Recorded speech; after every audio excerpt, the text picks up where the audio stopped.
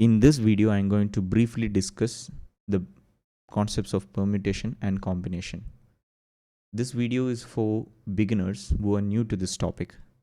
So I will be discussing all the basic concepts that are needed to understand what permutation and combination is. So I hope no matter what your background is, once you go through this video, you will be able to solve the problems from this topic that appear in CSAT examination. If you already are familiar with the concepts and if you already know the formula, you may skip the video. I will try to include the basic concepts, but this is not a comprehensive video. I will be skipping some trivial aspects or some complicated parts in this topic to limit the video size. So if you have any doubt regarding any topic discussed in this video, or if you want me to explain in detail certain topics connected to this, feel free to comment under the video. I will try to address it. So I hope this video will be helpful. So let's begin with the concept of factorial. Factorial is a concept we use a lot in the permutation. So first we will look at that. So n factorial is written like this: n and exclamation mark, n and exclamation mark. Okay, this is read as n factorial. It is defined as continued product of first n natural numbers. So continued product of first n natural numbers.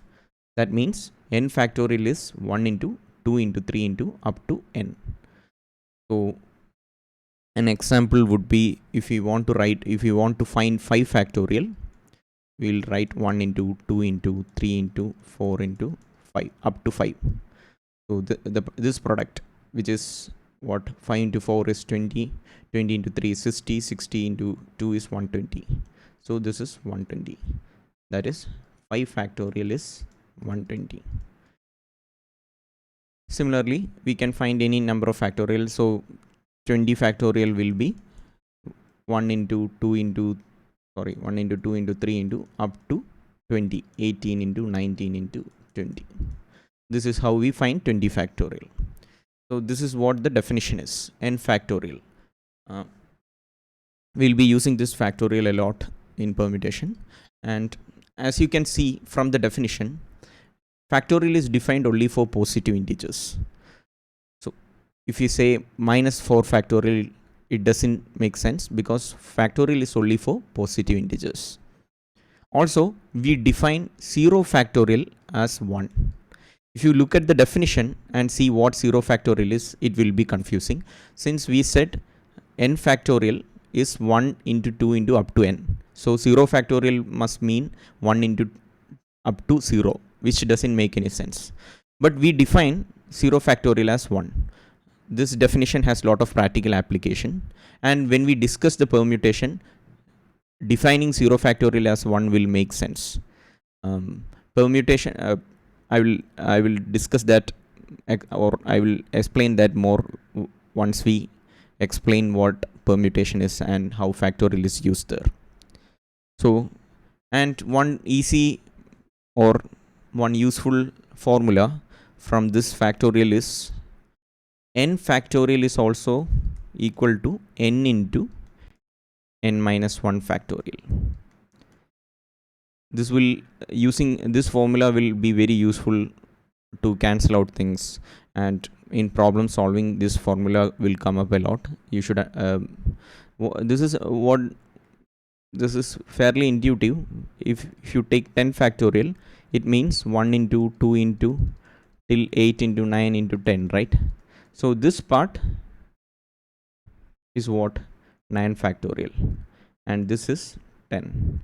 So 9 factorial, 10 factorial is 9 factorial into 10. Similarly, n factorial is n minus 1 factorial into n. This is what this formula means.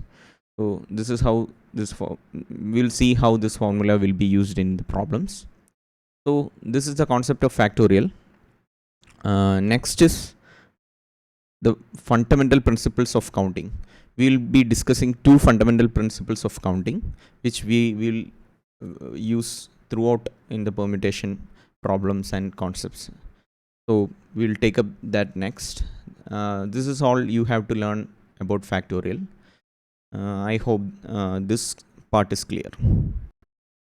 So as I said earlier, there are two fundamental principles of counting that we will be using throughout. Though very simple, without understanding this properly, it will be very hard to solve the problems that are coming from this topic. So we will take up the first one. The first one is fundamental principles of multiplication.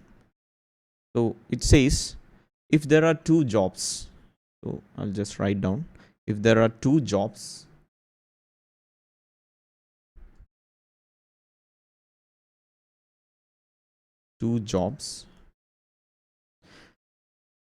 such that one of them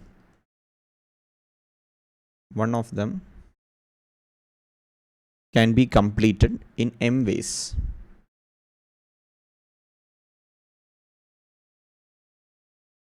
And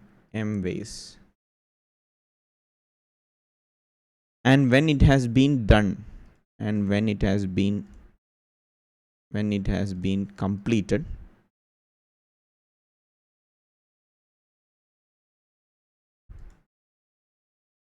in one of these m ways,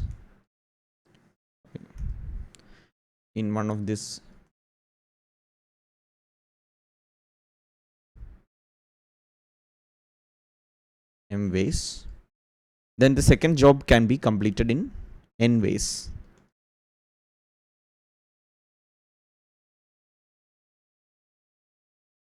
Can be completed in n ways. If this is the case, then the two jobs can be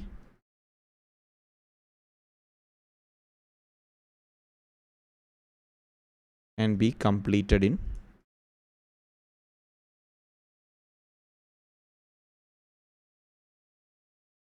m into n ways. So this is the concept. So it is fairly simple. Say we have two jobs at hand, and one job can be completed in m ways. And once we complete in any one of these m ways, we can do the second job in n number of ways. So what is the fundamental principle of multiplication says if we do the jobs in succession, that is one after the other, we can complete the two jobs in total m into n ways. So I will say an example that will make this concept clear. An example would be I'll just write example. Say a teacher wants to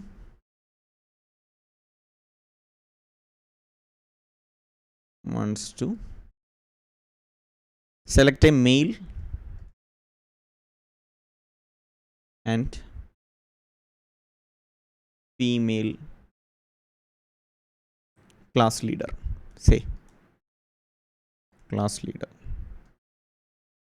And let's assume that class has 8 boys and 9 girls. Random numbers. So if a teacher wants to select a male and female class leader, so here our job one will be to select a male class leader.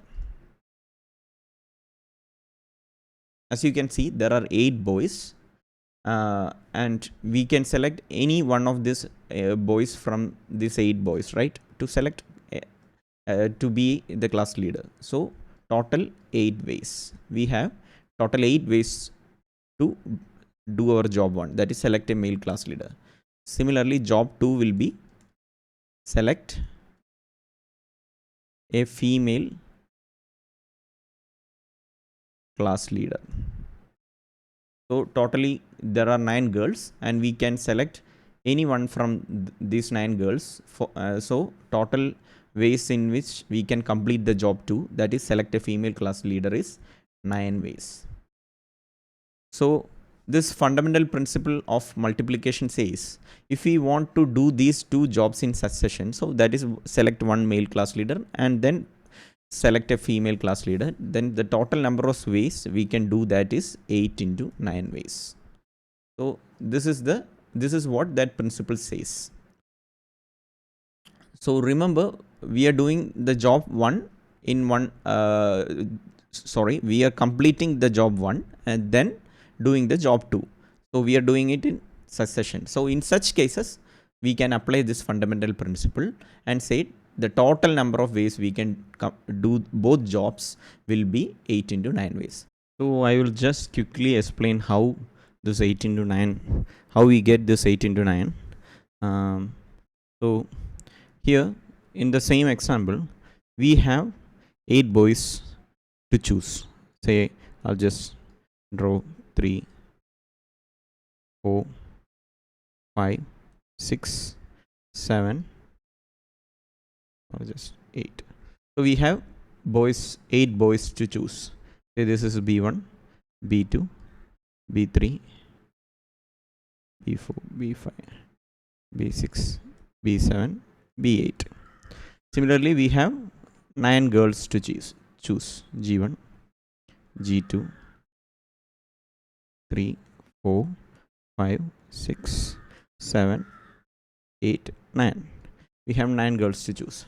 So first we are going to, our first job is to select a male class leader. We are trying to find out the total number of ways, right? So let me just mark G6, G7, G8, G9. Okay, so we can randomly pick any of this 8 boys. So for convenience, I'll just pick this boy. This is our first selection. Now we have 9 choices to make. So with B5 as our choice, we have 9 combinations, 9 arrangements, right? First B5, then any one of this G1, G2, G9. So I'll choose one with B5 and plus any one of G1, G2 to G9. So B5 is a constant, and now any one of this 9 will result in 9 combinations. Example B5 G1 or B5 G2 or B5 G6. Such 9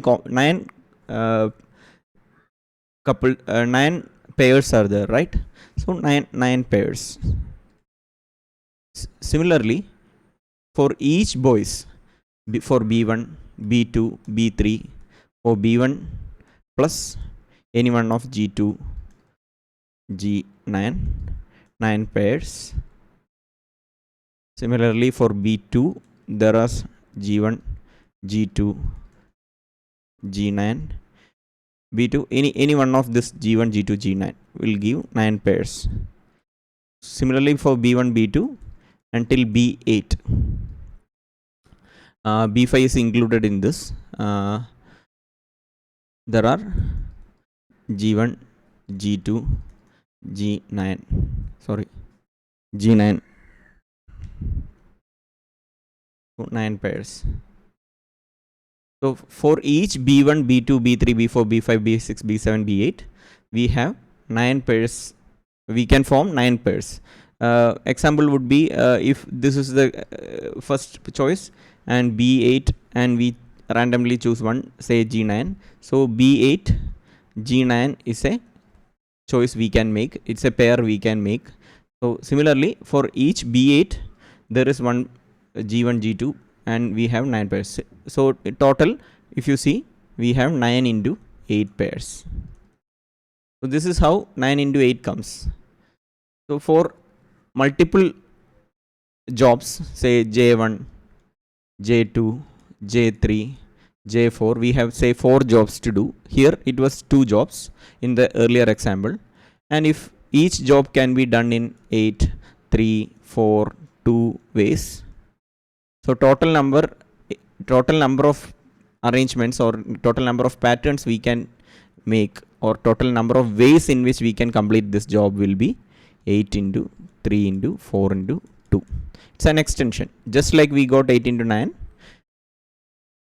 for each J1 we have 3 ways to do it, and for each 8 into 3 patterns we have 4 J3 to pick. So 8 into 3 into 4, and for each 8 into 3 into 4 we have 2 ways to do J4. So 8 into 3 into 4 into 2. So this is how that multiplication, that principle of multiplication works for multiple jobs. So once you understand this concept, you can easily figure out how we figure out the solutions for permutation problems. So I hope you understood how we got 8 into 9. So this is fundamental principle of multiplication. Next we will take up fundamental principle of counting. So fundamental principle of addition says, if there are 2 jobs, so if there are 2 jobs such that they can be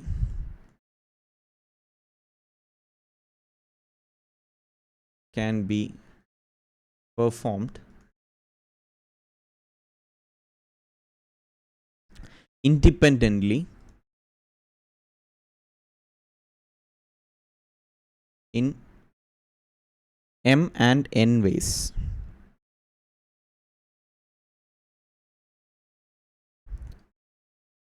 Respectively. So sorry, respectively.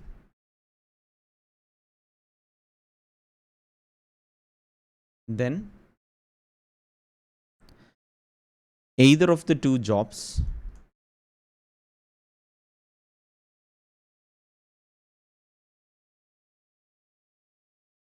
can be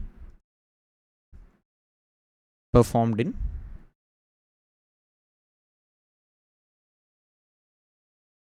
m plus n ways.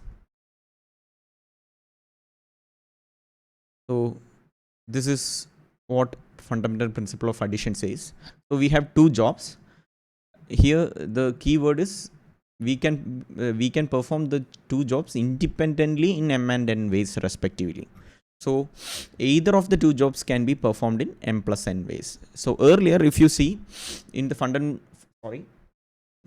principle of multiplication, it was doing those jobs, two jobs in succession. So after one job we do the second job. It is not they are not independent. We are not performing the jobs independently, and we are not trying to find the total number of ways we can do either of the 2 jobs. Here it is in successions, and we are trying to find the total number of ways we can complete the 2 jobs. Here it is the 2 jobs are can be independently performed in m and n ways, and either the 2 jobs can be performed in m plus n ways.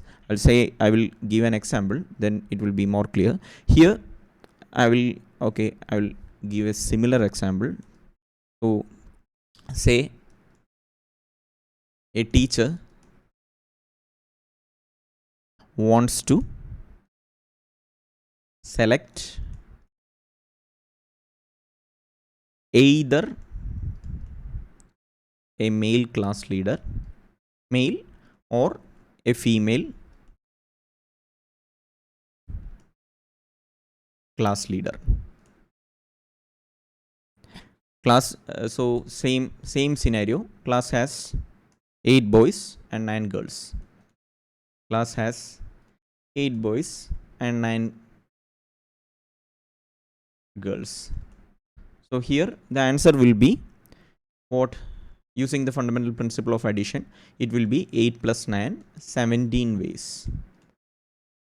So that is the difference. So here a teacher wants to select either a male or a female class leader. So only one person is selected, and selecting So job 1 will be selecting a male class leader 8 ways. Job 2 will be selecting a female class leader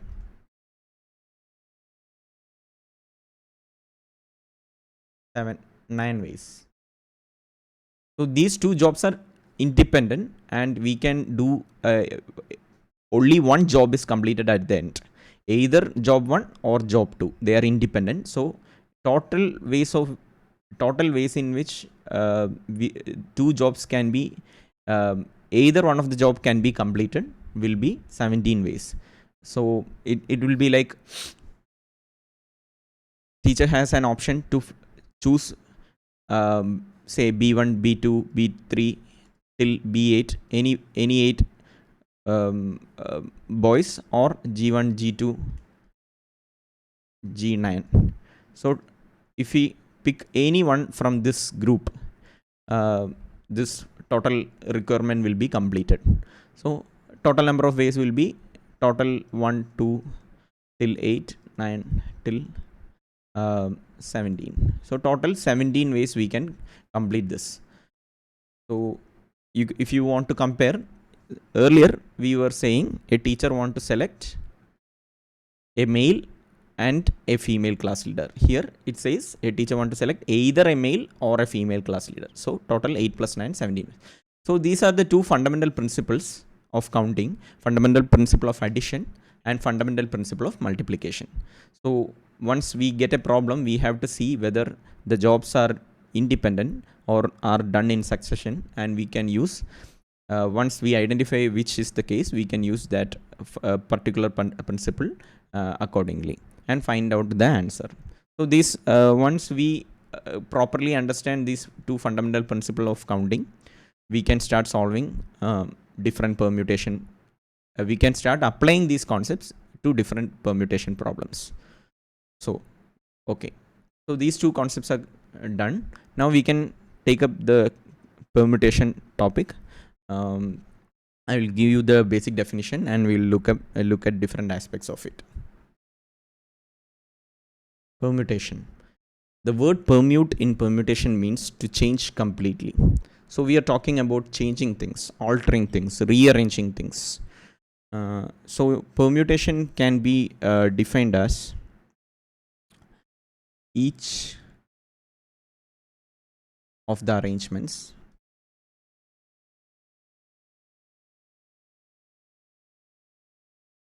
So we are talking about arrangements. That is, order is important. Okay, order is important. Without order, there is no arrangement, right? So each of the arrangements that can be made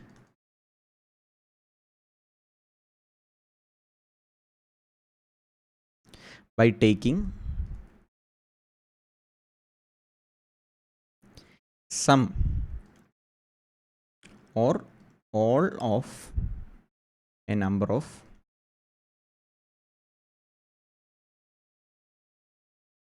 things. So when we say permutation, this is what we mean. Each of the arrangements that can be made by taking some or all of a number of things. So what does this definition mean? Say we have a number of things, right? We'll denote it by O1, O2 up to On. So we have n things, say. So when we say permutation of things, that is some n, say n random things, we mean all the arrangements that can be made from these n objects. So when we arrange things, we either take all these n objects, all objects at a time, or we select few from this n objects, say O1, O8, O11, O14. We randomly took 4 objects out of this n objects. We are either talking about rearranging all these n objects, or we are talking about rearrangement of few of the n objects from this. That is why this definition says by taking some or all of a number of things. So what do you mean by rearranging? When if we are talking about the rearrangement of these four items, this is one arrangement. Another arrangement could be O8, O1, O14, O11. So when we this is the first place, second place, third place, fourth place. If you see, this arrangement was changed to a new arrangement. Similarly, we can think of different possible arrangements: O14, O1, O11, O8. This is another arrangement. If we change the order of places, we will get different arrangement. What are the total number of arrangements that can be made? Unique arrangements that can be made from these four objects taken from n things. If we this is the concept of permutation. We are talking about the number of arrangements that can be made. The concept of permutation comes useful in lot of practical scenarios. We will see different examples where we can use the concept of permutation. So we have n things. And we are taking a few things out of these n things and rearranging. That is the whole concept of permutation. So here we have two variables, n and r. N and r, right? N is the total number of things we have. R is the number of items that we are taking out of n. R can be, what is the range of r? R can be just 1, and it can go up to n. So 1 means we are just taking one item and trying to rearrange it. What is the number of ways we can arrange just one item? Just 1. So number of arrangements that can be made when r equal to 1 is just 1. And r could be n also. That is, instead of taking few, we are taking all the n numbers and rearranging. So r can go from 1 to n, and n is the total number of things we have. So if you look at the definition, when we say sum, we are talking about r items, and if you are talking about all, r is going up to n. That is what it means. So we have two variables, n and r, when we talk about permutation. N denotes the number of things, and r denotes the number of items you are taking at a time. As I said, r can go from 1 to n. So n and r are both positive integers. So if it doesn't make any sense if we say what are the possible number of ways we can arrange -4 things. It doesn't make any sense. We are talking about only positive integers. What are the different ways we can arrange 4 things? What are the different ways we can arrange 2 items if we have 10 things at hand? So n and r are always positive. And what is the notation we use? If you are talking about permutation of n distinct things, the notation will be n p r or p n r. This is the notation we use for permutation of n sorry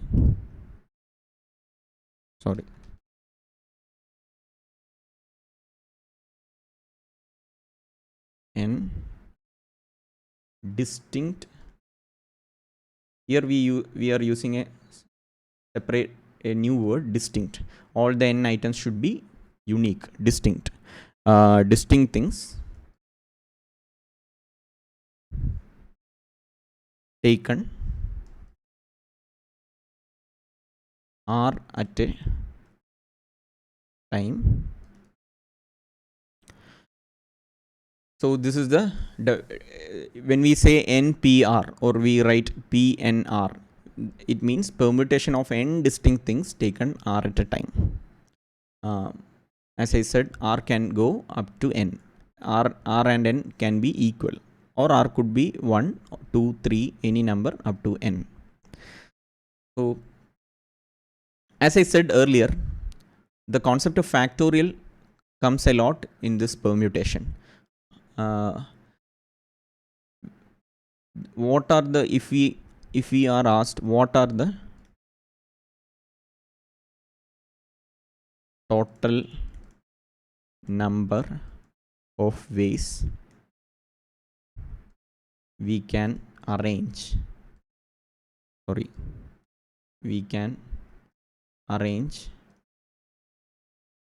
n distinct items.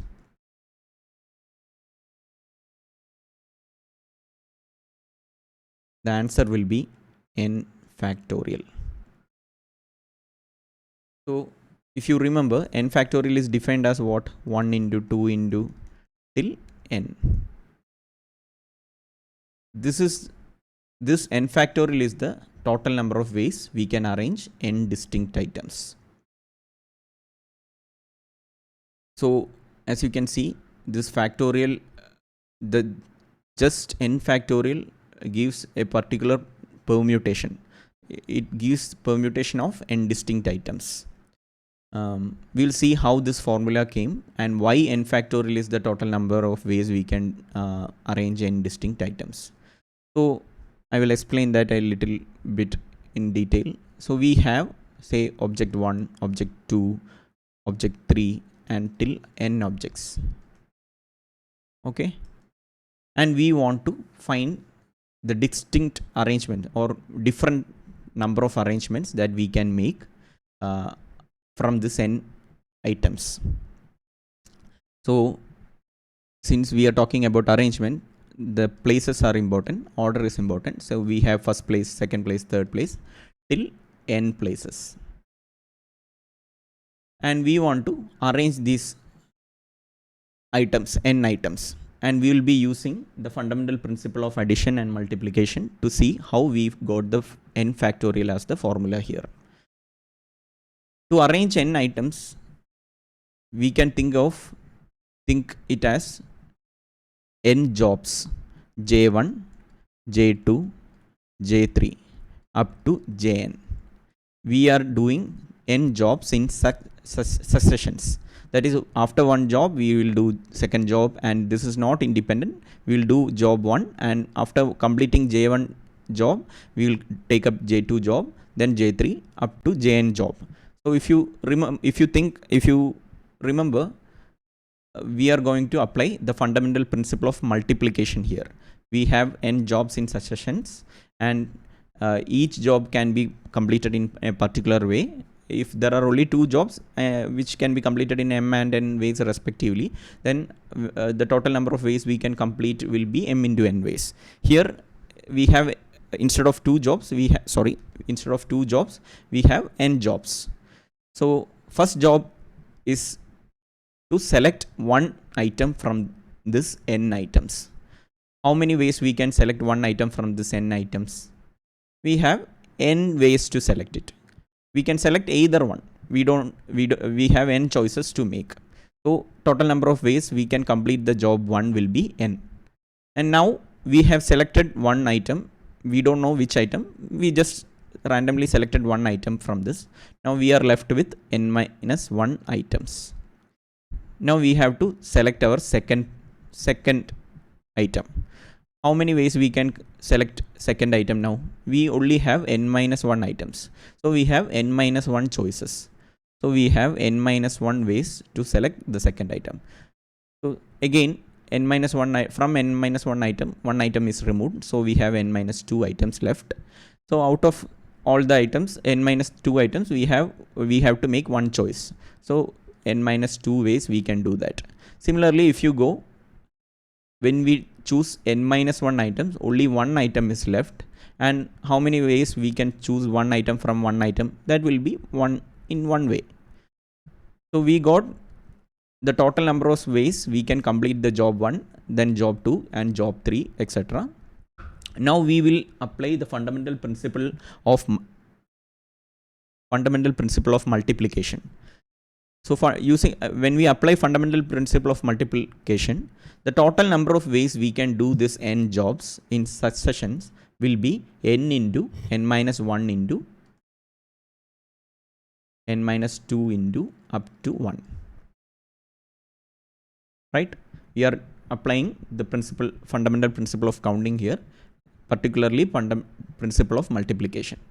So when we apply this, we will get the total number of ways we can perform this n jobs will be n into n minus 1 into n minus 2 into etc. up to 1. So what is this 1 into 2 into, in reverse it means 1 into 2 into up to n minus 1 into n. This is nothing but n factorial. This is how we get the total number of ways we can arrange n distinct items as n factorial.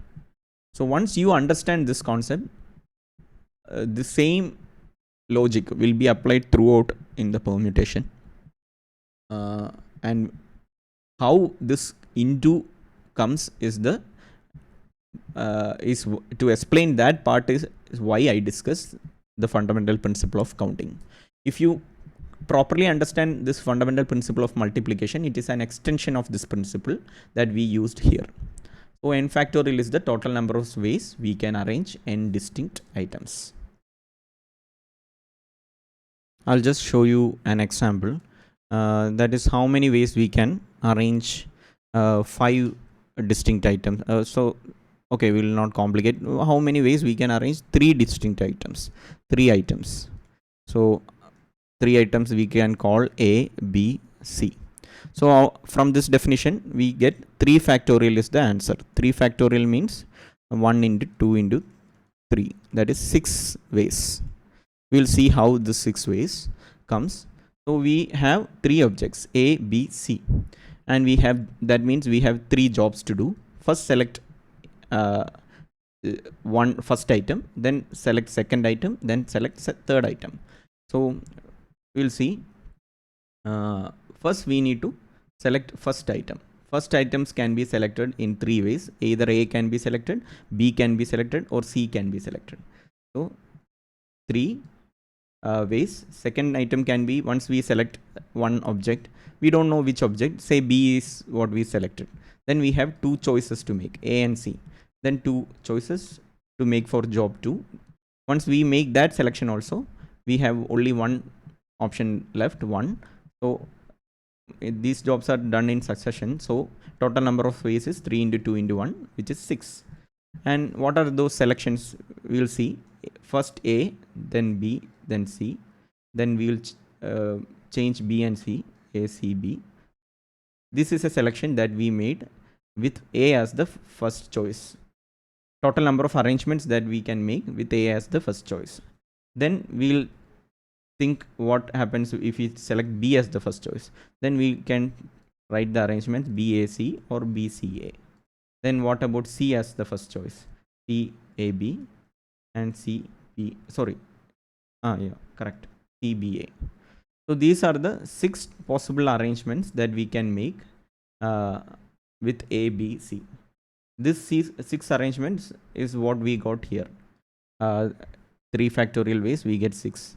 So in total number of arrangements, if the question asks what are the total number of arrangements we can make out of all the alphabets, then it won't be that easy to find it like this.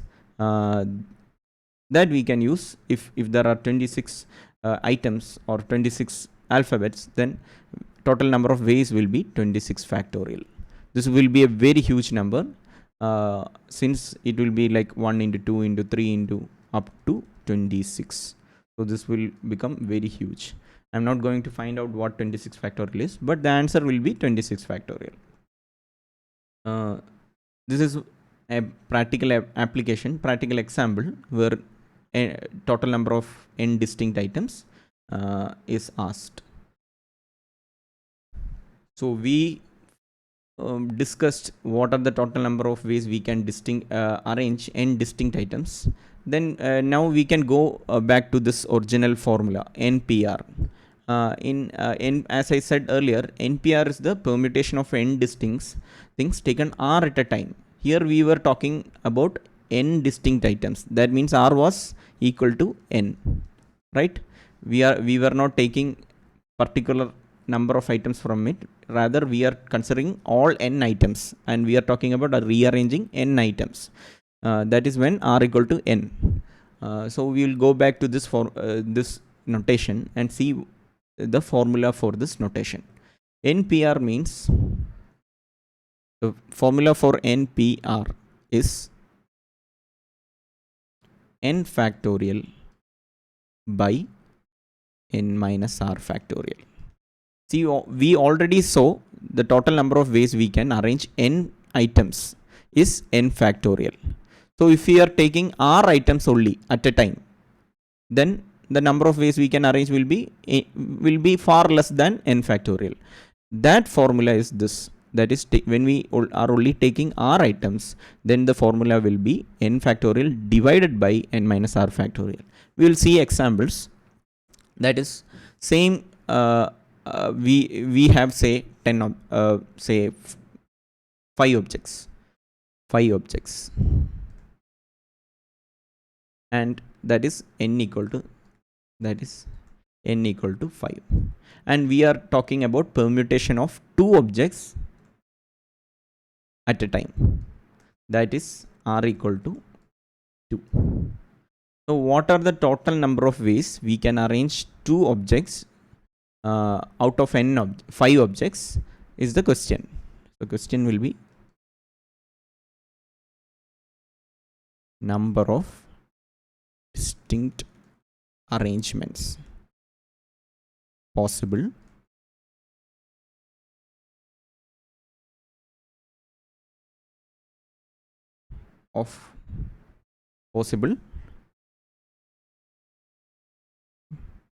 from n objects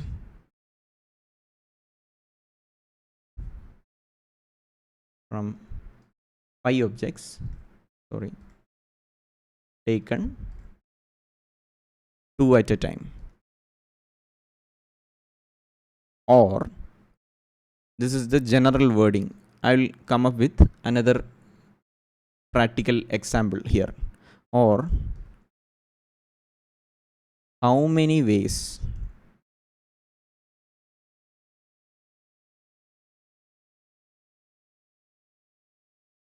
we can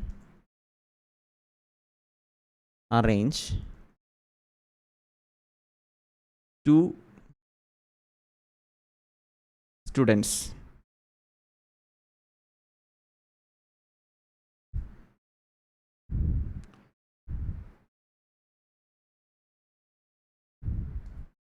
in 2 seats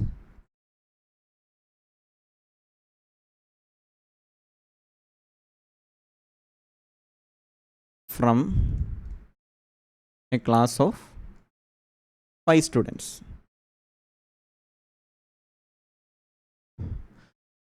So this is a general wording. This is an example. We need to arrange 2 students in 2 seats.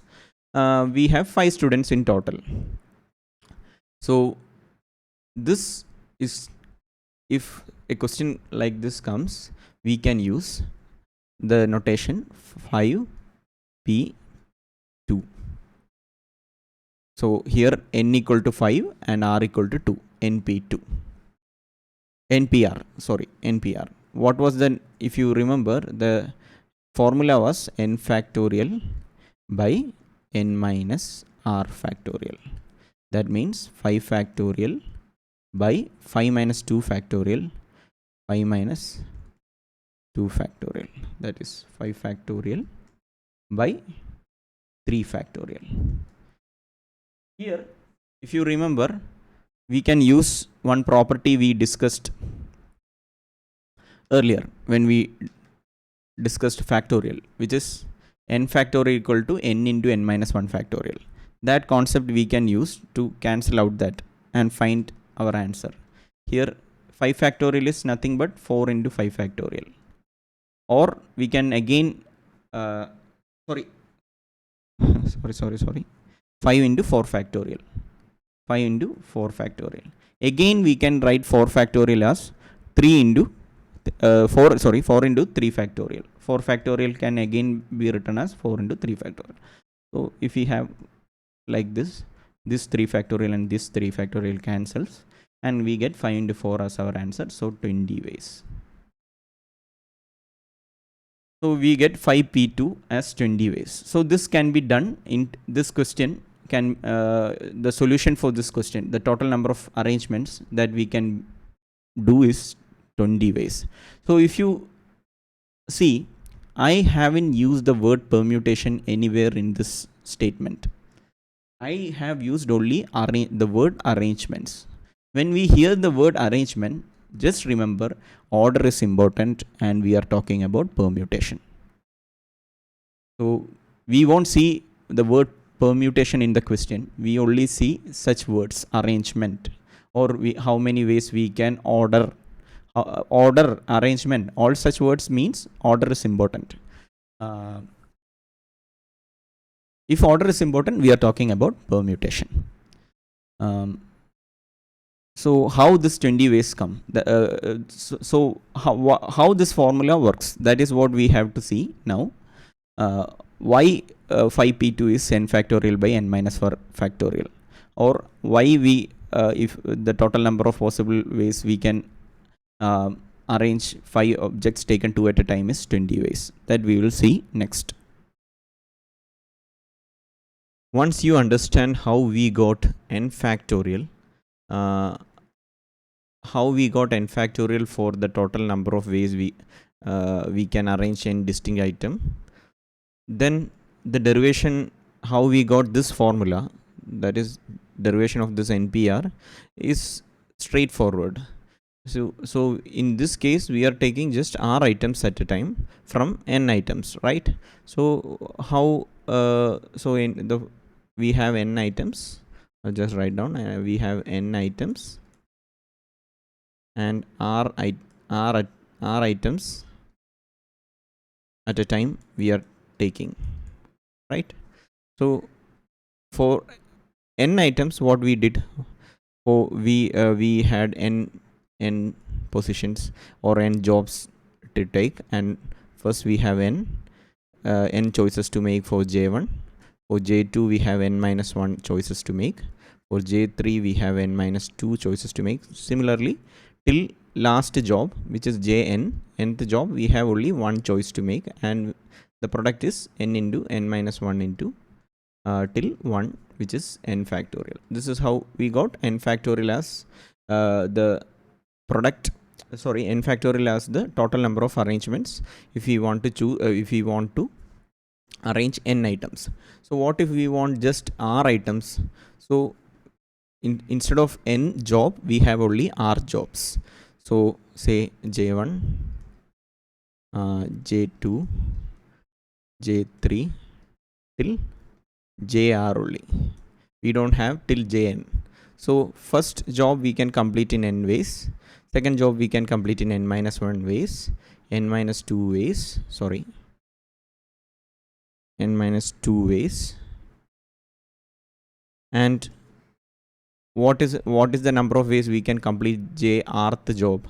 If you see, this is this number is nothing but n minus this number minus 1.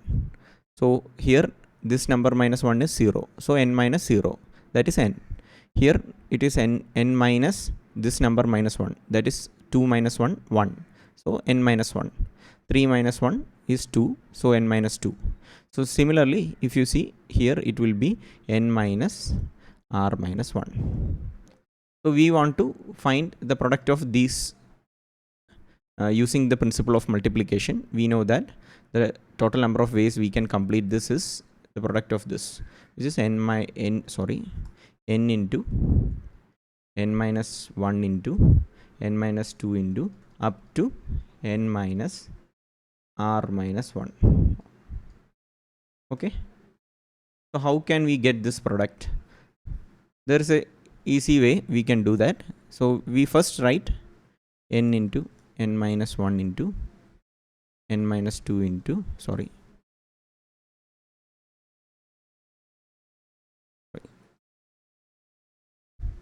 n minus 2 into up to n minus r minus 1. Now what is the next number? R minus 1 plus 1. So n minus r. Again, what is the next number? We again add one more, this n minus r plus 1. till 1. So 2 into 1. So this is the whole 1 into 1 to n. We split it into r minus 1. So to get this product,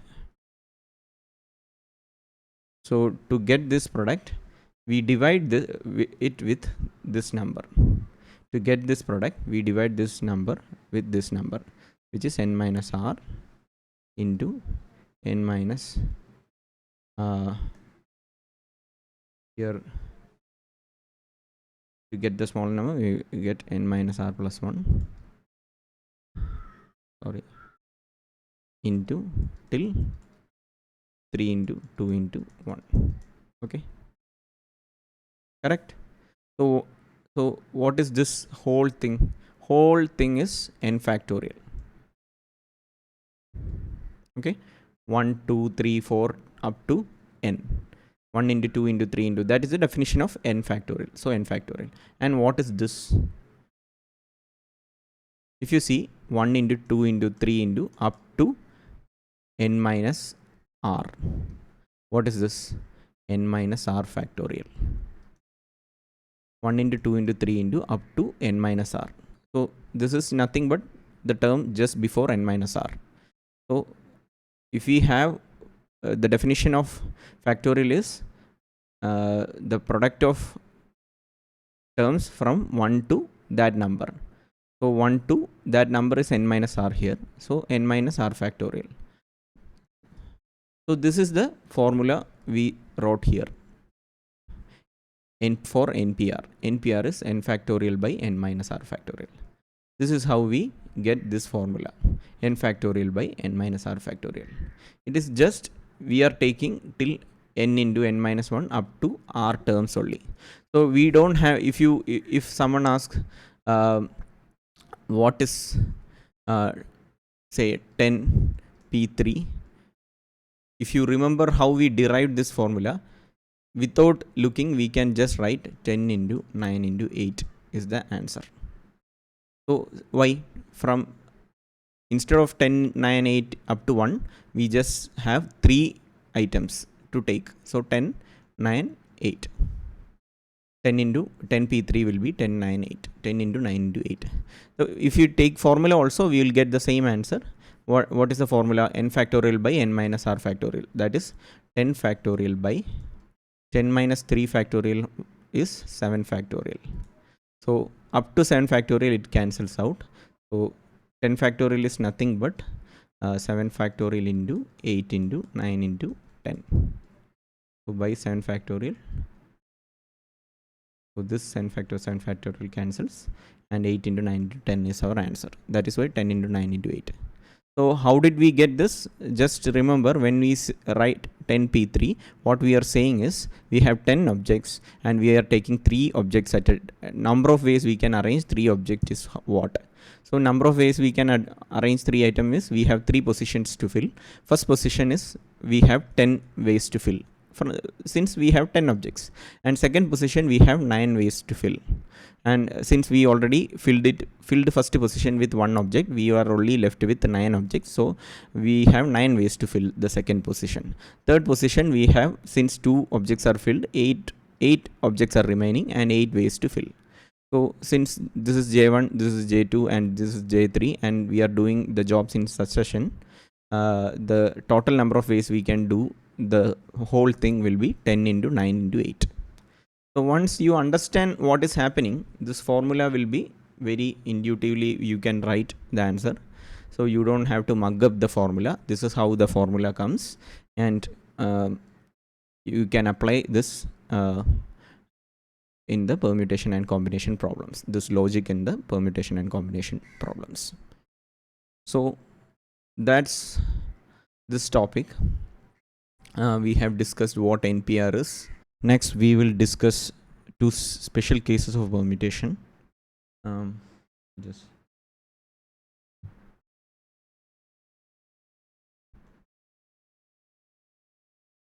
cases. First case is not all distinct.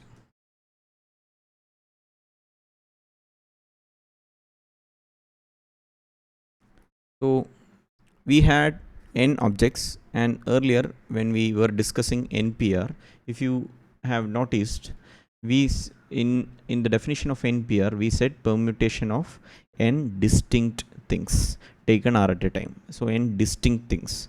So what if not all the items we have is distinct?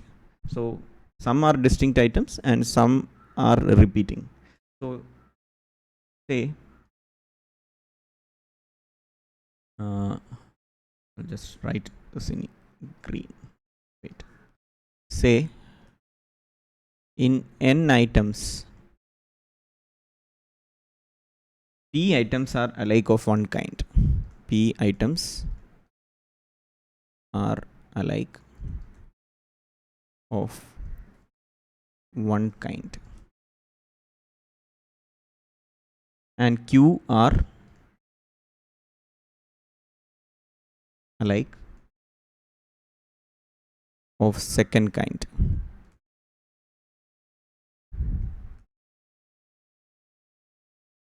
Then total number of total permutations is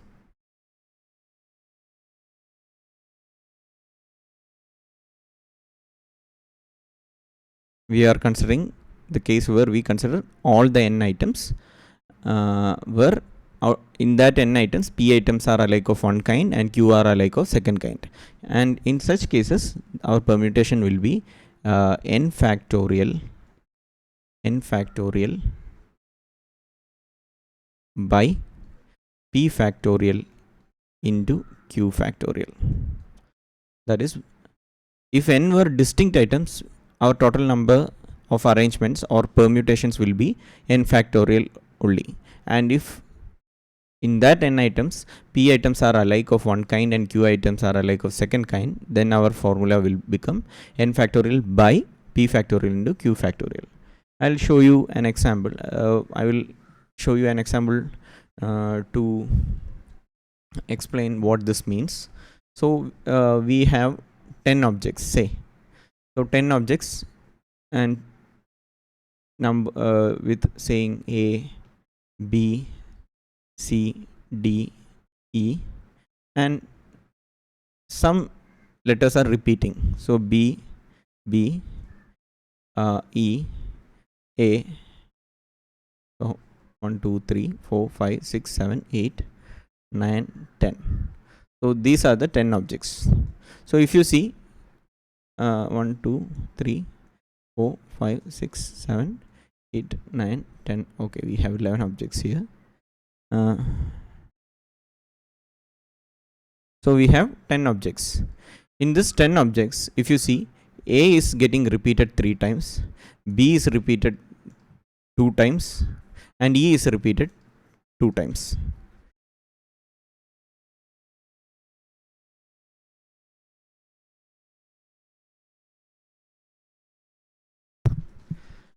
So earlier, if 10 objects were distinct, total number of arrangements would have been 10 factorial.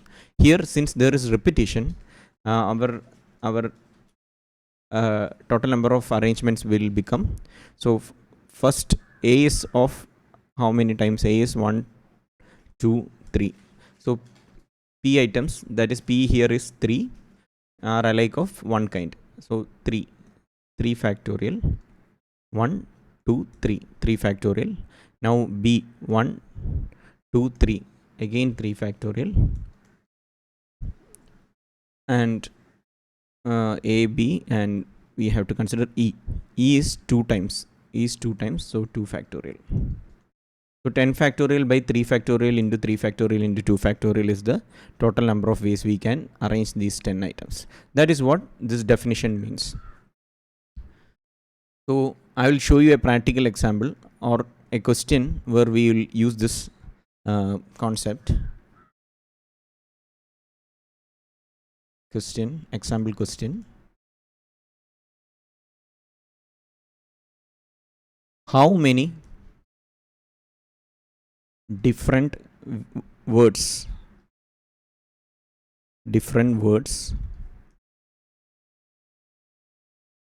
can be formed with the letters of the word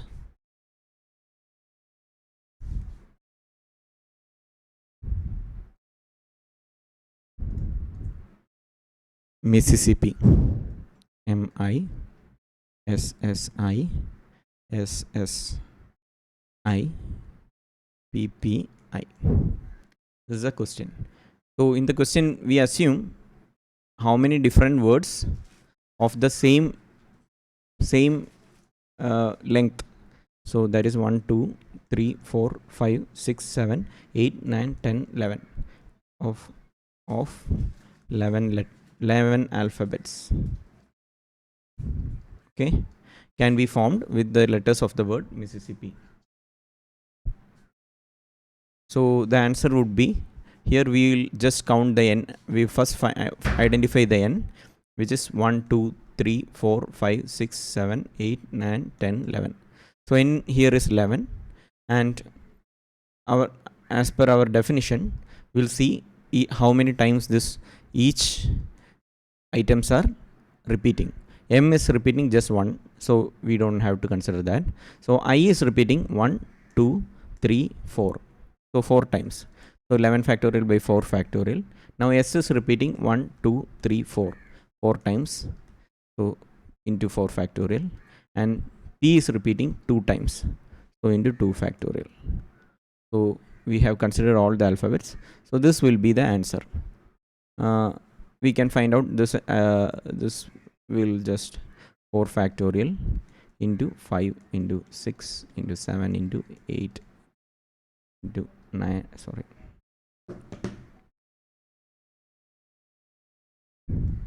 9 into 10 into 11, right? So 4 factorial into 4 factorial into 2 factorial is just 2 itself. So 4 factorial we cut. So this 4 factorial I will expand to 4 into 3 into 2. So 4 into 2 just cancel with 8. 3 into 2 I cancel with 6.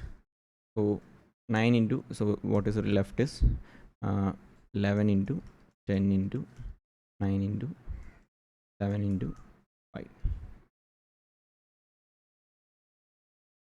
So 11 into 9 is 99, into 7 is 7 into 5 is 35, so 35 into 10. So this is 350 into 99. We can write 100 minus 1, so 3000. 350 into 100 is 3000, 3 lakh, sorry, 35,000 minus 350, so 34,650. This is the answer.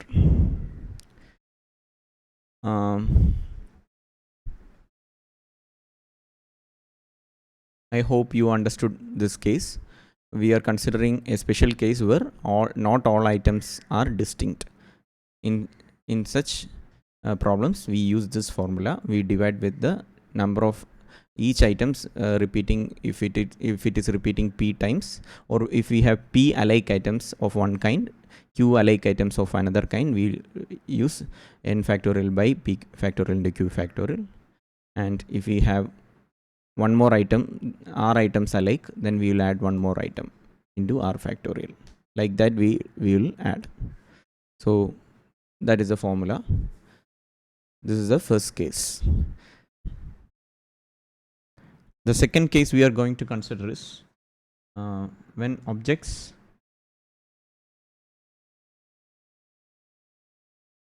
can repeat. So earlier when we were discussing number of ways we can arrange r items at a time and all, we were assuming once we select one item, that item cannot be chose for the second job or second successive selection. So that we cannot do. that we assumed. So what if we can do that? That is, number of permutations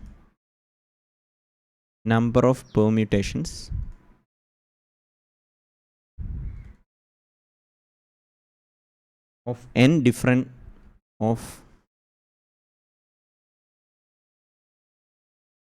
n different things taken r at a time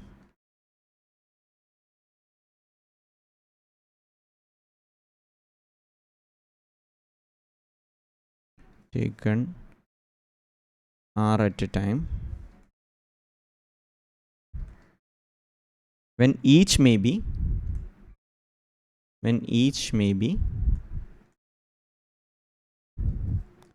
repeated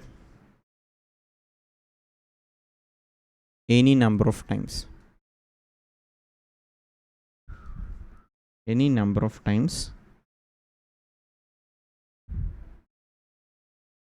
in each arrangement.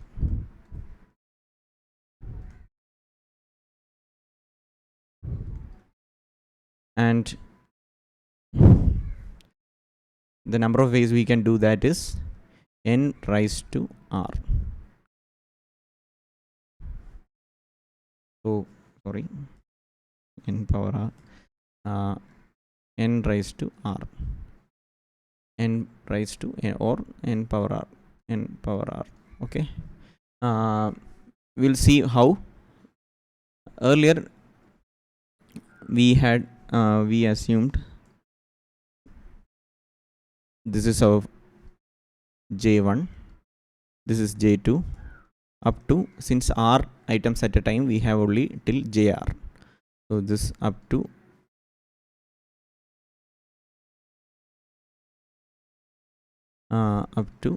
jr. Okay, so for first item we said we have n ways to choose. From n items we have n ways. For the second items we have n minus 1 way. It was the case earlier, but here say we randomly chose one item, the same item can be again selected here, since there is repetition allowed. So here also we will have n item. Similarly, for all job we will have n item, and for the last job also we will have n choices to make. Here also n. So total number of ways we can do this all jobs in succession will be n into n into n into till r. So that will be n into n into n into up to r times, which is same as n power r. This is how we get this formula. So an example will be, I'll show you how when this will be used. I will show you an example question. Find the number of numbers. Find the number of numbers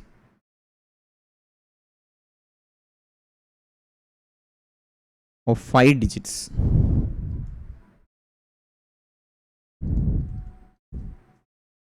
that can be formed with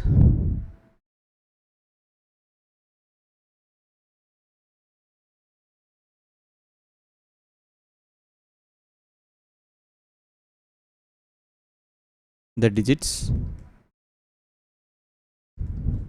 0, 1, 2, 3, 4 if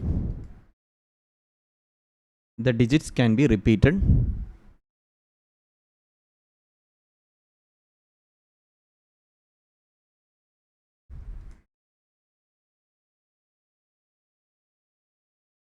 in the same number.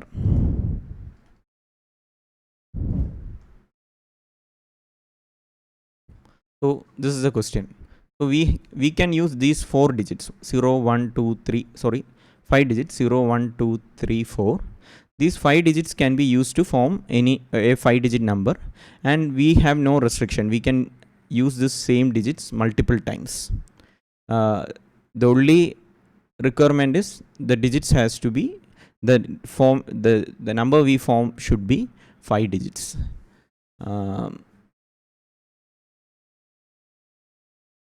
So in this question, let's say we have 5 digits, 5 numbers to pick, 1 2 3 4 5, and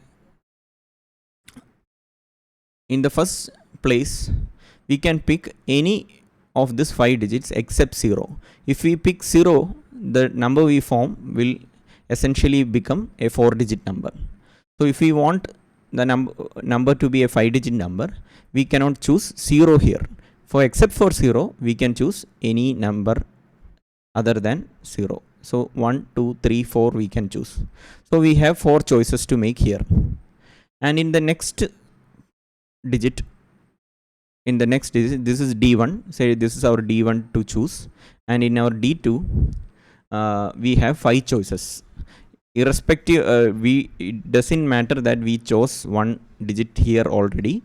We can choose the same digit again here. So we are left with 5 choices to make: 0 1 2 3 4. We can choose any of these 5 digits. So we have 5 choices to make. Similarly for D3, again 5 choices to make. Similarly for D4, again 5 choices to make. Again for D5, 5 choices to make. Except for the first digit, 0 can come in all these 4 digits any number of times. So total number will be 4 into 5 into 5 into 5 into 5. So it would have been 4. This means 5 raised to 4. This would have been, the answer would have been 5 raised to 5 if if it was given something like 0 instead of 0 1 2 3 4, it was given say 1 2 3 4 5. It's say the question was 1 2 3 4 5. You can use these 5 digits. How many numbers 5 numbers of 5 digits can be found? Then in that case, here also it would have been 5, and the answer would have been 5 raised to 5. But since the number 0 was there, we cannot choose 0 for the first digit. Otherwise it would become a 4 digit number. So this is the answer. So this is the case where the choice we made in the first place can be chosen again. So in not all cases this is possible. Either it should be mentioned separately that repetition is allowed, or the questions framing, it should be fairly very clear that repetition is allowed. An example would be, say, how many ways we can form a lottery number from a ball of numbers, and once we pick up the lottery number, we replace it. Once we read out that random choice, we replace that ball again into the bowl, and we again pick up. In that case, repetition is allowed. Maybe when that question is framed, the word repetition won't be mentioned, but we will understand that the choice we made in the first case can be made again.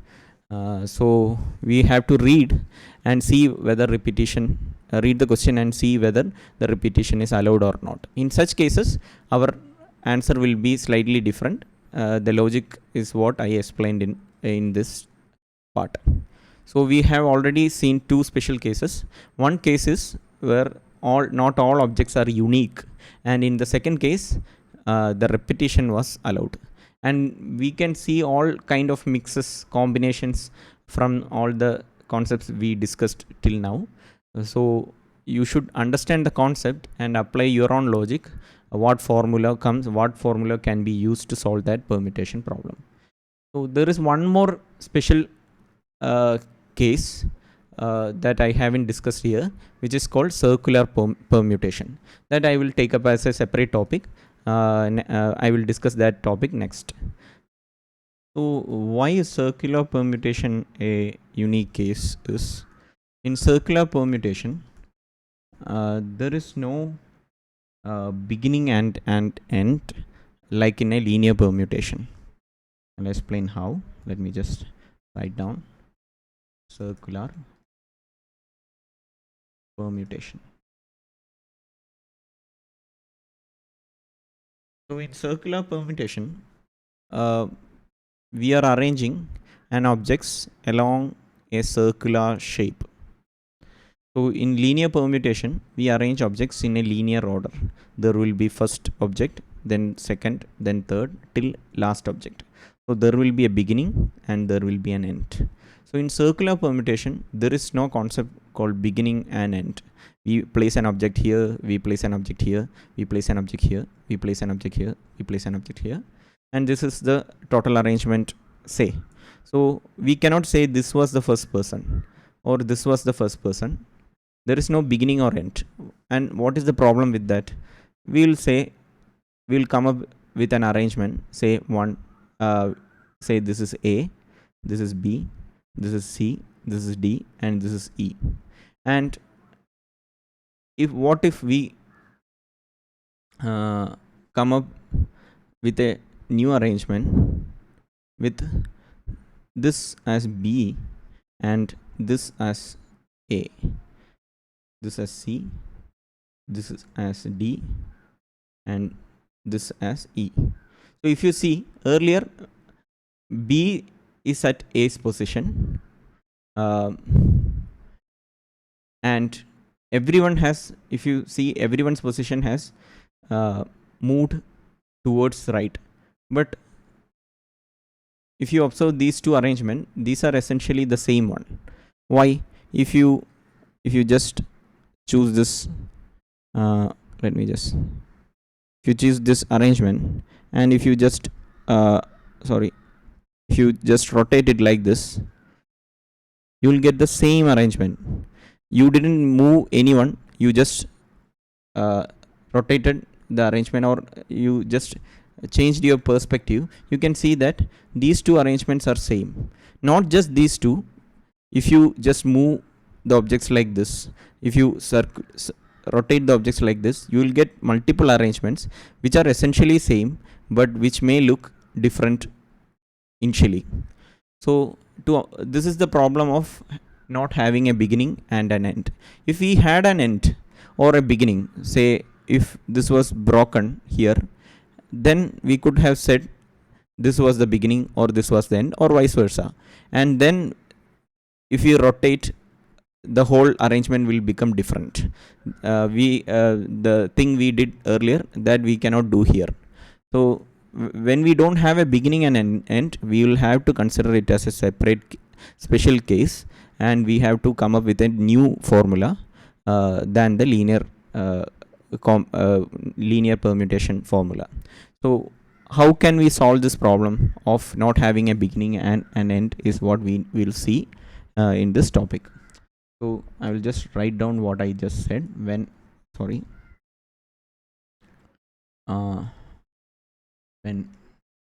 arranging objects along a circle. Objects along a circle, there is no beginning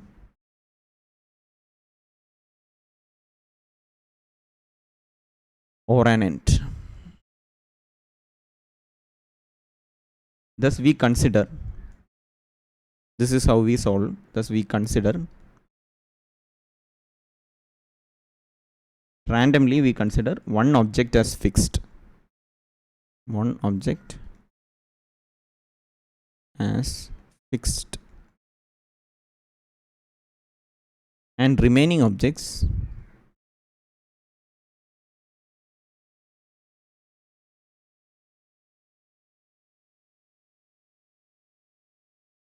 are arranged as in case of a linear arrangement.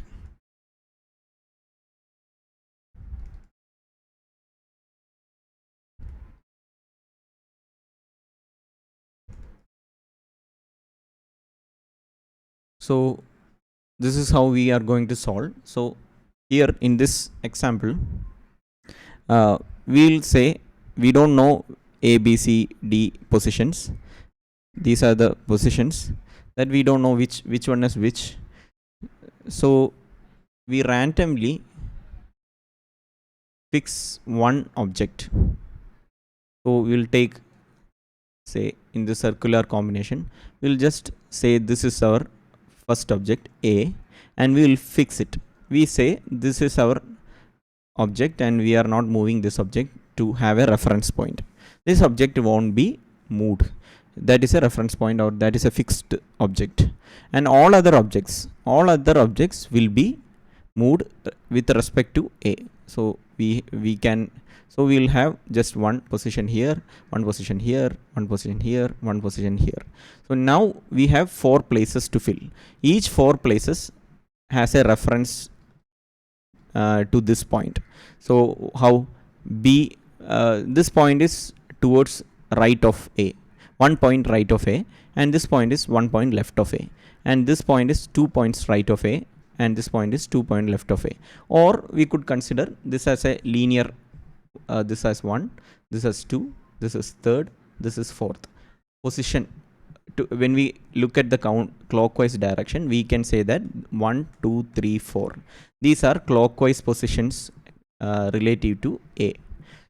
So a is fixed and we have 4 positions to fill, 1 2 3 4, and we are looking at the clockwise direction. So we have 4 places to fill. So total number of arrangements of 4 items will be 4 factorial. So similarly, if we have n items, so we have, say we have a circle and we have n items to arrange, we will first fix one item. Say we will first randomly fix one item, then we will form a, we will have n minus 1 positions to fill, right, till like this. This is let this be nth item. This is sorry, n minus 1 item. So this is first item. So 2 3 4, in that sense n items. So we have n minus 1 positions to fill, and that can be arranged in a linear manner with this object as fixed. So total number of arrangements will be, in this case, n minus 1 factorial. If we had n objects in linear arrangement, we would have said n factorial. So in circular combination, since there is no beginning and end, and we can rotate to change, we rotate and get different arrangements, differently looking arrangement as a same arrangement. So we will fix one item, then arrange all other items in different orders, just like in a linear permutation. So we'll arrange all this n minus 1 item just like in a linear permutation. So we'll have n minus 1 factorial as our equation.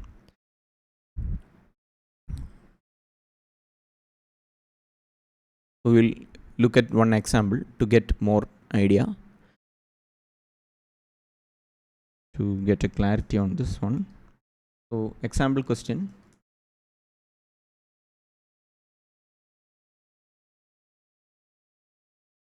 a round table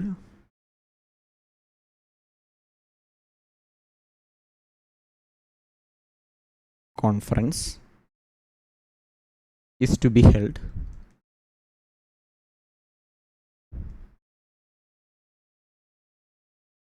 between 20 delegates of 2 countries.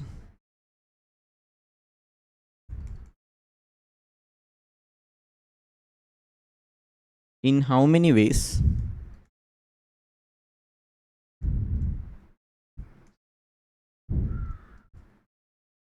can they be seated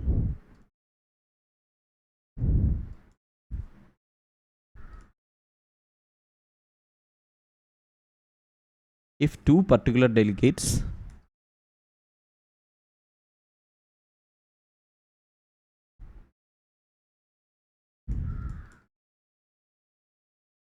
are 1 always together, 2 never together.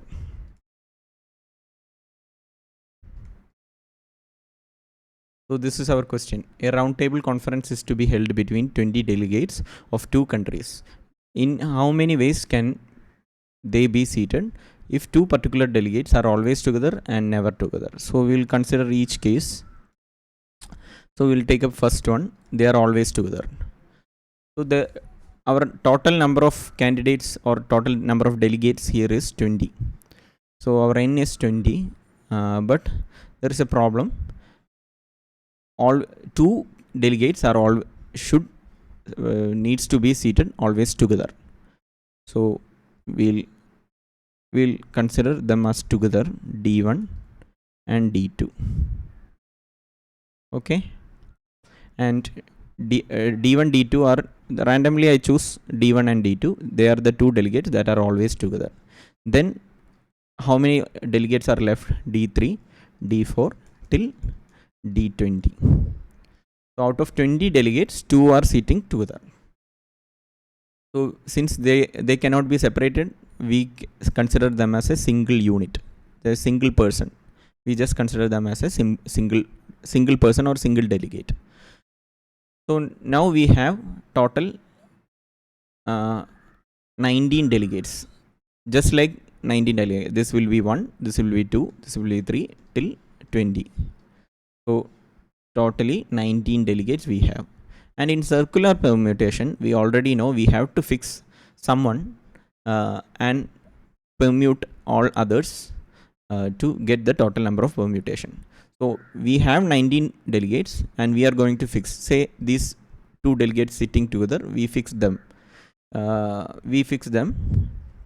and permute all the other 18 people. So total number of ways these 18 people can be permuted will be 18 factorial. Totally there was 19 delegates. So one was fixed. One delegate was fixed in the circular permutation. We need to fix someone. So we fixed these two delegates that sit together, and rest we have 18 positions. Okay, 18 position we have, and in that 18 permutation we apply the linear permutation formula. So total number of ways we can arrange 18 people will be 18 factorial. So total number of ways we got as 18 factorial. Now there is one more possibility. We chose D1 and D2 as two delegates sitting together. These two can swap their position in each of these 18 arrangements. So say in each arrangement we consider D1 D2 as the seating position. These two people can swap and it could be D2 D1 in each of those cases. So total cases will become 18 factorial into 2. So total cases become 18 factorial into 2. So that is the total number of ways all these people can be seated around a table, and making sure that two delegates always sit together. So this is the first part of the answer. Now we'll go to the second part. We need to find cases where two candidates never sit together. So we already know that if we had no restriction and if we could arrange all these 20 people around a table, around a circular manner, so we just need to fix one person. Out of in this 20 people we just randomly fix one person, and rest of the 19 people we permute them in a linear manner only. So total number of cases will be 19 factorial in such a scenario. That is, we don't have any restriction that two people should sit together or two people should sit separate. We don't have any such restriction. We could just simply arrange them. Then we would have got our total number of ways of arrangement as 19 factorial. So I will just number of arrangements of 20 people. in circular manner will be 19 factorial. Now we already got in our first part as 18 factorial into 2 is the total number of arrangements where two people always sit together. So total number of cases where they never sit together will be 19 factorial minus number of cases where they sit together, which is 18 factorial into 2. So this is the answer for total number of ways where they never sit together. So this is the number of all cases without any restriction, and this is the number of arrangements where they always sit together. If you subtract, you get number of arrangements where they never sit together. So this is the answer to that question. So this is how we approach the circular permutations. Always remember, number of ways n people can be arranged around a circular table will be n minus 1 factorial. So that is the first topic, and there is a special case in the circular permutation. We will see what is that special case next. In all the cases we discussed till now in circular permutation, the anti-clockwise arrangements and clockwise arrangements are considered unique. I will show you an example. Say take these two arrangements for example. So we have fixed 1 and arranged 2, 3, 4, 5, 6 in a clockwise manner, and in this example we have fixed 1 and arranged 2, 3, 4, 5, 6 in a anti-clockwise manner. So these two arrangements are considered unique. So why? Say these numbered items are people. As far as 1 is concerned, if he is facing in towards the center of the table, in his right, in this arrangement, in his right it is 6, and in his left it is 2. And in this arrangement, if he is facing towards the center of the table, in his right, in this arrangement it is 2 instead of 6, and in its left it is 6. So these two arrangements are unique. So in most of the cases, anti-clockwise arrangements and clockwise arrangements are considered unique arrangements and different arrangements. But in certain scenarios, these kind of arrangements are considered same. That is why we have a special case in circular permutation. I will explain with an example, so that will be clear why in certain permutation that arrangements are same. I'll just take a new page. Just think about a necklace. We have a necklace like this, and behind there is this is the part where it goes behind our neck, and it is essentially a circle only, with circular arrangement only rather than a linear arrangement. We are considering it as a circle. In this arrangement, say we have diamonds arranged like this. So here throughout the circle there is diamonds, say. So 1, 2, 4. We have 5 diamonds, and this diamond, in just like in circular arrangement, we have fixed.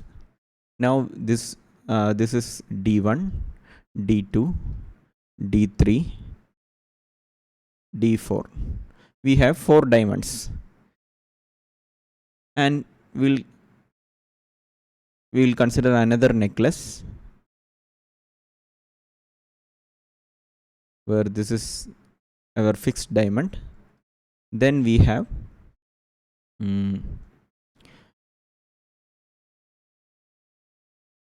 instead of D1 here, we will have D1 here, D2 here, D3 here, and D4 here. This is our second necklace. This is our first necklace, and this is our second necklace, say. So if the shopkeeper says these two necklaces are different and these two necklaces are different and unique, would you accept? Why you wouldn't? The reason is, if you just imagine you picking up this necklace and you flipping it like this, that is just like an omelette. You are flipping that necklace upside down. So when you do that, you will get the same necklace, this necklace. If you flip this one first arrangement, you will get the second arrangement. So, and if you are wearing the same necklace, although the diamonds looks diamond position looks different, essentially you are wearing the same necklace. So these are the cases. This is one case where clockwise arrangement and anti-clockwise arrangements are same, should not be considered unique. So this is one case. Another case is garland. In case of garland, also this problem of flipping the garland, you will get the same clockwise arrangement and anti-clockwise arrangement become same, is there in the garland also. So we have certain scenarios where we have to consider clockwise and anti-clockwise arrangement same. This is the special scenario that I mentioned earlier. So what is the change? What is the change of formula in such cases? It is simple. In such cases, our total number of arrangements will reduce by half. So earlier, number of ways we can arrange our n items in a circular manner was n minus 1 factorial. Since all the clockwise and anti-clockwise arrangements becomes same, our number of unique arrangements reduced by half, and we get the total number of ways we can arrange in n items is half of n minus 1 factorial. So whatever the case be, since in the circular arrangement, whatever the total number of possible ways, we'll divide it with 2. That is the case. So this is a special case where where anti-clockwise and clockwise arrangements are not distinct. I'll just write it down for the notes purpose. If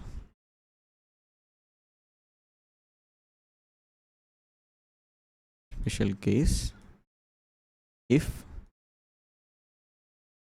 anti-clockwise and clockwise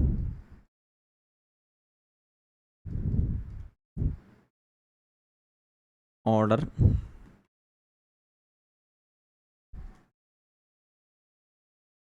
of arrangements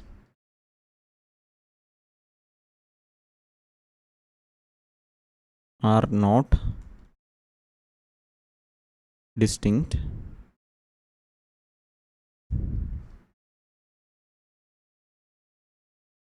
then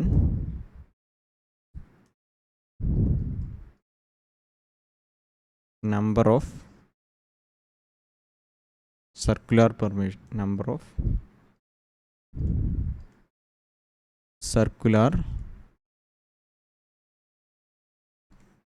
permutation so in distinct items is half into n minus 1 factorial. So we'll do one example question. Find, okay, I'll just write white. Find the number of ways in which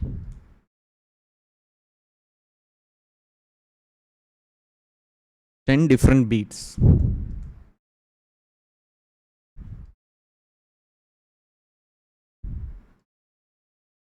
can be arranged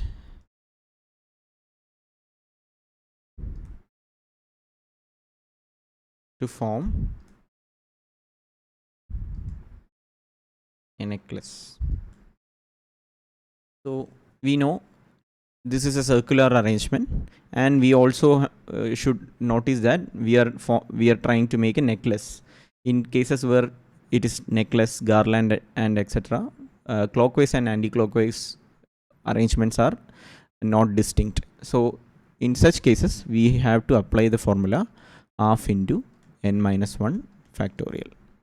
So that is, here it becomes half into n is 10, 10 minus 1 factorial, half into 9 factorial.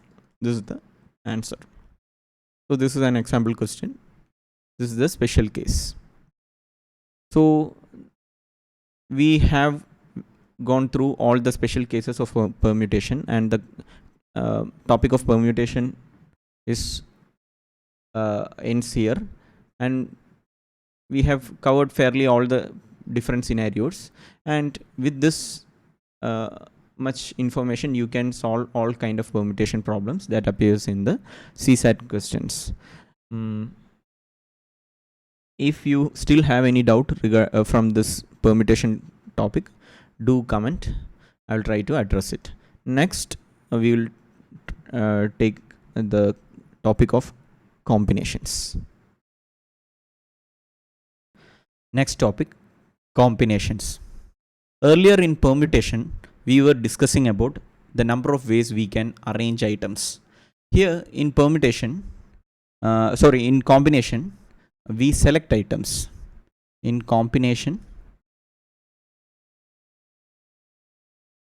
we select items, and order in which items are selected, and order in which order in which items are selected is irrelevant.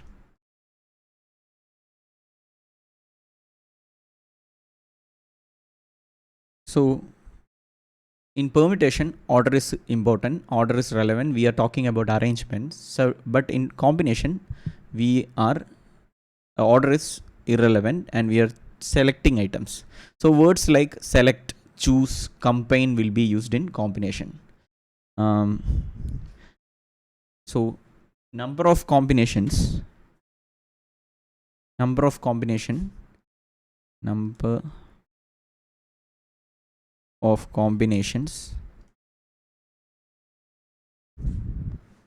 of n items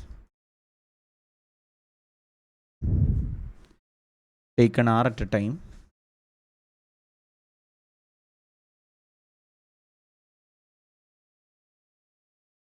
is denoted by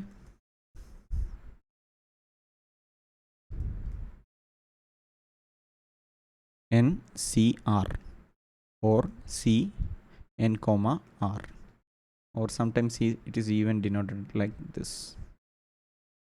So this is the denotation. This means the number of ways we can choose or select R items from a list of n items. This is read as NCR, or number of combinations of n items taken R at a time, is what this means. The formula for NCR is n factorial by R factorial into n minus R factorial. So how we got this formula, we will discuss later. What is the logic behind this formula and all, we will discuss later. So for a comparison, for permutation we use the notation NPR, and the formula for NPR was n factorial by n minus R factorial. As you can see, there is a good amount of similarity between these two, and there is only just an additional R factorial in the denominator here. And why is that and all, we will discuss when we discuss the logic behind this formula. So before discussing how we get this formula, I'll just do a comparison between permutation and combination. So the reason for this comparison is a lot of students get confused whether to use permutation or whether to use combination when they get questions in the exams. One primary reason for this confusion is in the question itself. In the question, there won't be explicitly mentioned whether they are asking for a permutation or combination. But the wording will be clear enough to infer what they are asking for. If your concepts are clear, then you will be able to easily identify whether they are asking for permutation or combination and apply the formulas accordingly. So in permutation, as I said before, it is all about finding number of arrangements or number of ways in which we can ordering items. So order is important. Okay. So in combination, we select items or choose items or even combine. We use these words. When we use these words, the questioner is asking us to find the number of combinations possible, number of ways we can select. So here order is irrelevant. Order is irrelevant. And we will see different examples and you will understand that more clearly. But another reason why students get confused is in permutation, in certain questions where they are asking for arrangements, ordering, we use the concepts behind combination. We'll see why, with an example. So one example will be an example question.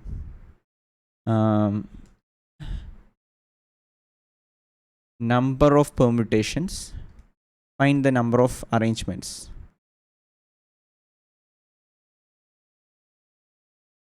Possible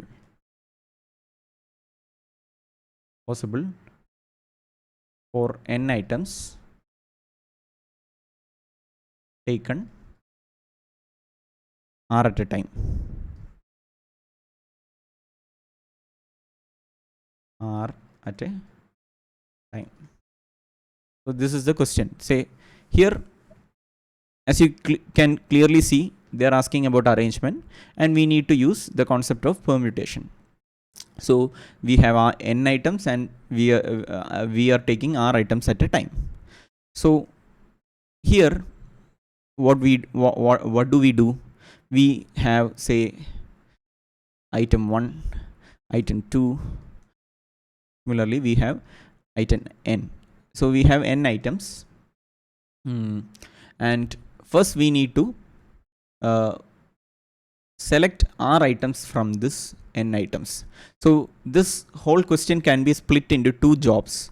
So first job will be select r items from the n items.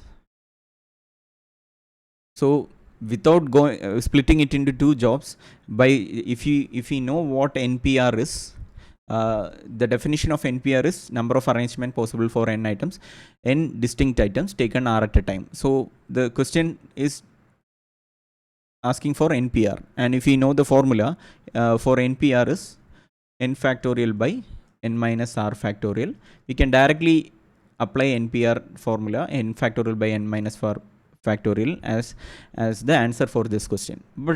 But instead we are going to split this into 2 parts. This is how we got this derivation also. So first we split into job 1, 2 jobs, where job 1 is select r items from the n items given. What is this select r items from the n items? Here the word select is there and they are asking for the number of combinations possible, of n items taken r at a time. This same concept they are using. So we have n items and we need to find the number of ways in which we can select r items. So which is n c3. This is the number of ways in which is not 3 r, ncr, number of ways we can select r items from the n items list. So we saw the formula was n factorial by r factorial into n minus r factorial. We'll see how this formula came, but just for now let me just say this is true. So job 1 is selecting r items from n items. Then job 2 will be what? Arranging r items. Number of ways we can. So we'll just number of ways we can arrange r items, r selected items, r selected items. What is the number of ways we can arrange r selected items? Which is r factorial. So this is the definition. When we discussed the factorial, we said the number of when we discussed the permutation topic, we said number of ways in which r n items can be arranged will be n distinct items can be arranged will be n factorial. Here number of ways we can arrange r items, instead of n it is r, so r factorial. So now we can apply the principle of fundamental principle of multiplication here. We have two jobs that needs to be done in succession, and so we have, these are the number of ways two jobs can be done. So total ways will be what? N factorial by r factorial into n minus r factorial into r factorial.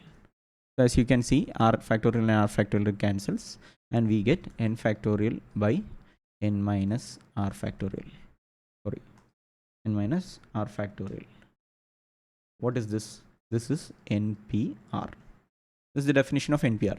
As you can see, we got our NPR by splitting this question into two jobs, and using the fundamental principle of multiplication, we will finally end up with the NPR formula, this one.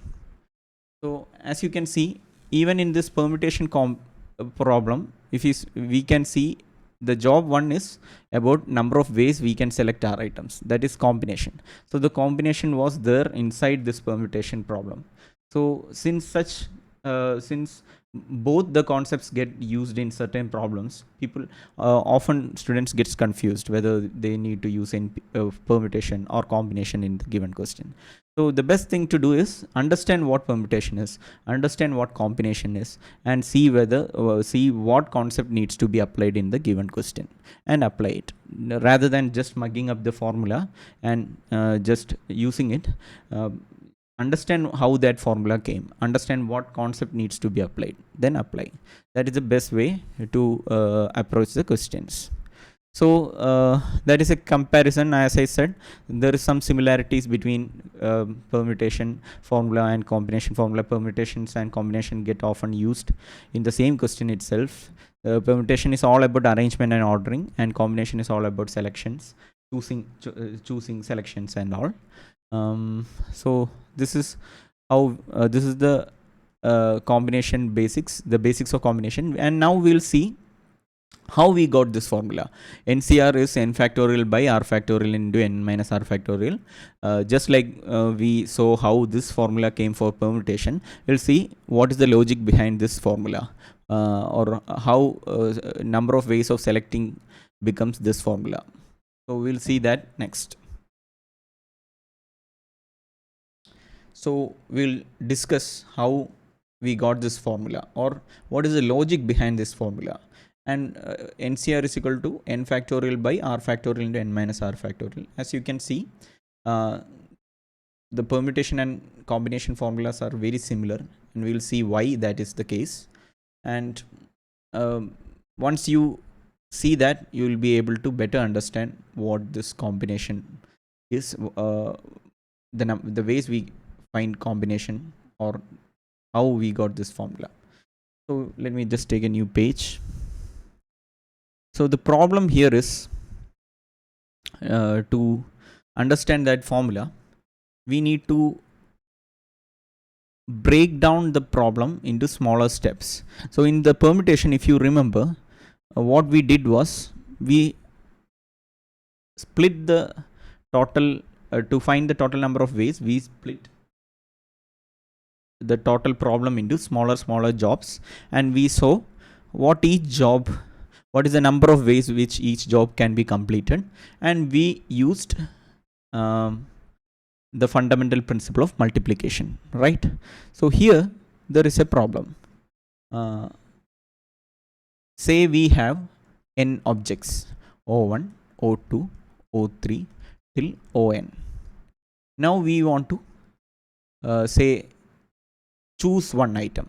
So we said we need, so for simplicity's sake, we will say we are taking 3 items at a time. So that is we are trying to find NC3 for simplicity's sake. So we need to select 3 items. Say we, so what is the ways we can do that? We have n items to choose from. So there are n ways to choose the first item, and second item we can choose n minus 1 ways. So in the permutation we discussed it, or we explained it like that. So to choose the second item we have n minus 1 ways. So to choose the third item we have, since 2 items are gone, we have n minus 2 ways, and total number of ways we can select like this will become, using fundamental principle of multiplication, it becomes n into n minus 1 into n minus 2. So to do like this, there is a problem. If you remember the fundamental principle of multiplication, these 3 jobs, I will just take the definition. Wait 1 second. These two, so first one job is completed, then the second job is done in n ways. So the 2 jobs are connected. They are not independent jobs. So the reason why this n minus 1 is here is we chose the first object, or first object in n ways. This choice was made. Then only we went to this selection. So then only we went to the next one. So the order in which we made the selection is clear here. We chose the first one, then second, then third. So here, as you can see, the order is important, and we will get a particular answer. N into n minus 1 into n minus 2 is the total number of ways where different orders are considered, the same numbers with different orders are considered unique. So here, to apply the fundamental principle of multiplication, it has to be so the jobs has to be completed in such succession. So that is a problem here. So what we do here is, we first find the number of ways we can select 3 items where order does matter. Then we will think of ways we can convert that total number of selections into lesser number of selections where order is irrelevant. We'll see how we can do that. I know it is getting confusing, but just wait for wait for me to explain it, and it will become clear. So we say we have 5 items, and we need to select 3 items from this. 3 items needs to be selected from a list of 5 items. 3 items need to be selected. Okay. So if the order, so what is this order? If we think about 3 position, first we have 5 choices to make, then we have 4, then we have 3 choices to make. So total number of ways we can select 3 items where order is important is 5 into 4 into 3. So which is 60 ways. So 60 ways there we can make different arrangements. We will make 5 into 4 into 3. So it's selection only with order as important. So for example, if we select O1, So 5 objects.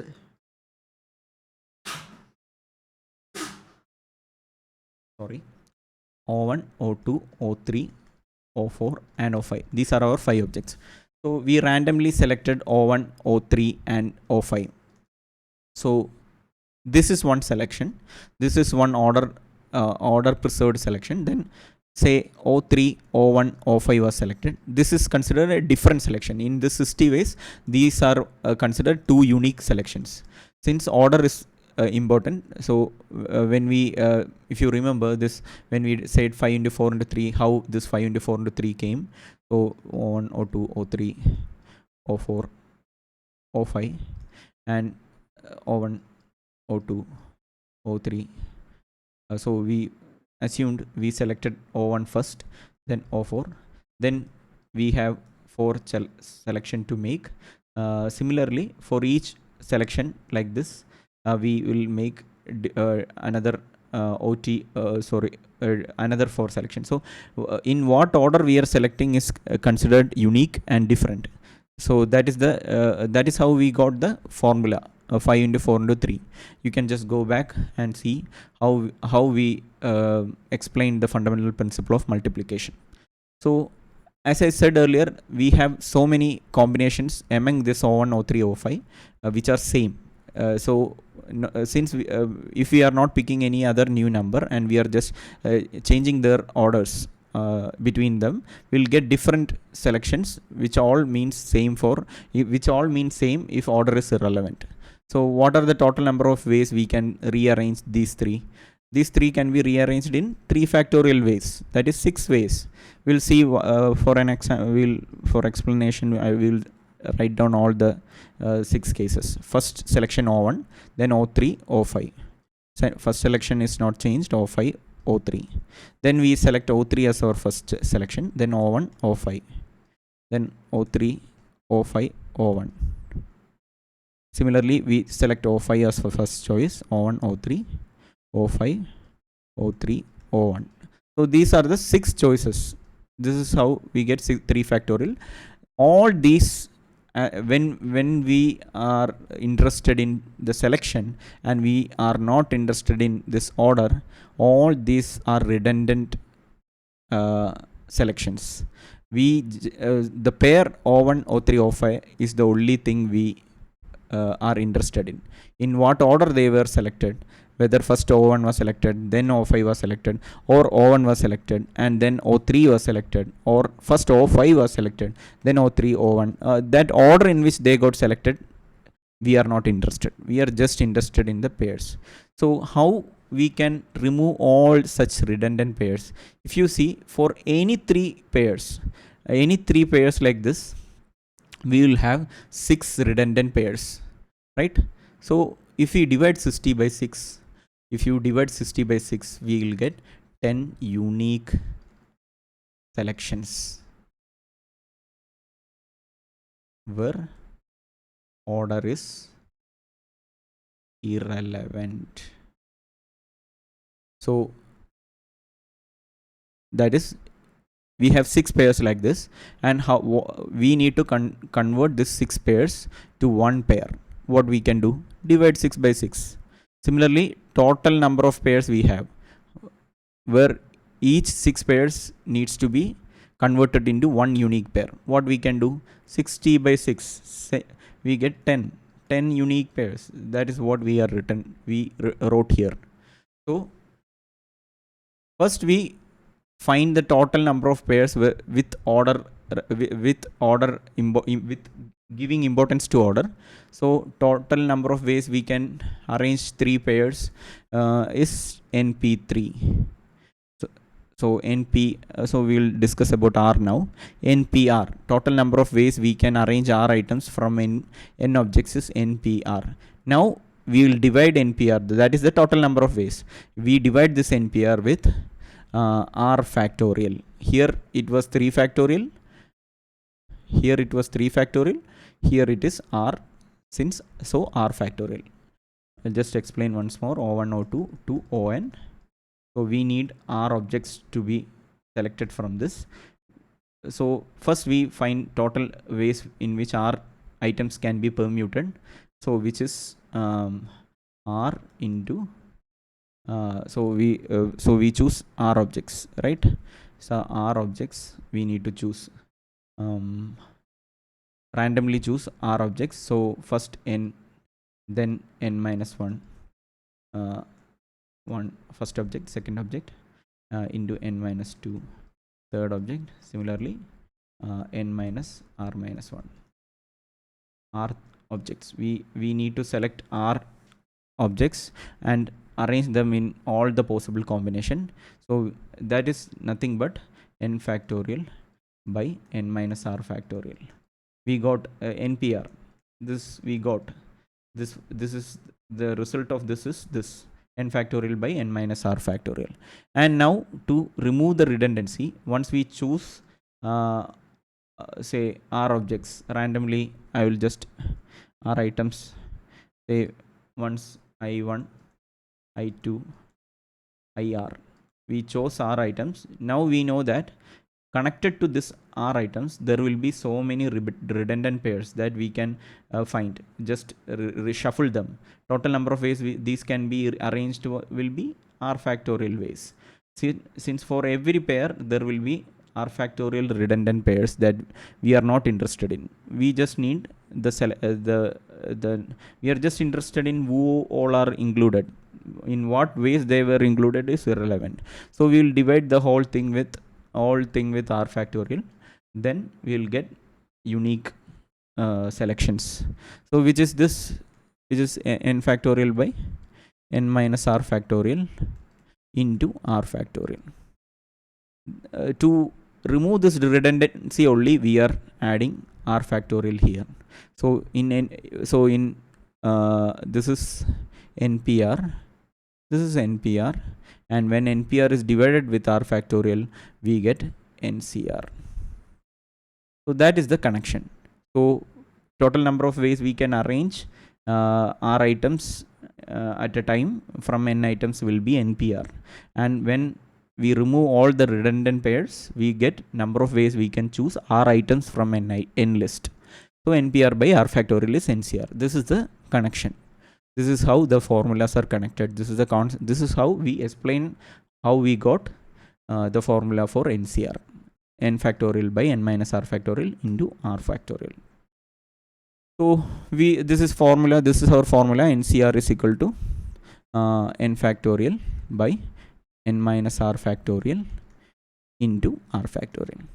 So we'll see one example. So 5C3 will become 5 factorial into 5 minus 3 factorial, which is 2 factorial, into R factorial. R is 3 factorial. So 3 factorial. There is an easy way we can find this 5C3. What is that? Earlier 5P3 can be 5P3, as you saw, 5 into 4 into 3. From the derivation we found out this is how 5P3 comes, and just divide. We are dividing 3 factorial to it, right? 3 factorial to it. So what we get? 543 by 3 factorial. So we can easily remove 3, 2, 10. So this 10 will be the answer. So 10 is nothing but 60. Here we found out total number of ways by 6 will be 10. Same answer we got here. So this is one easy way. Another property that is connected to NCR that will come in handy for the exam will be NCR is equal to NC n minus R. Why? If you see the formula, you will understand why. The formula for NCR is n factorial by n minus R factorial into R factorial. So what happens when R gets replaced by n minus R in this formula? We'll see n factorial. So n minus R becomes n minus, so R is getting replaced by n minus R. N minus R factorial. R is getting replaced by n minus R. So R becomes n minus R. So what is this? When you open up, we get n factorial by n minus n becomes n and n cancels, and minus minus becomes R factorial. So r factorial into n minus r factorial, which is same. So if you replace r with n minus r in this formula, you get the same formula. So why is that an important property? You can use that in many places.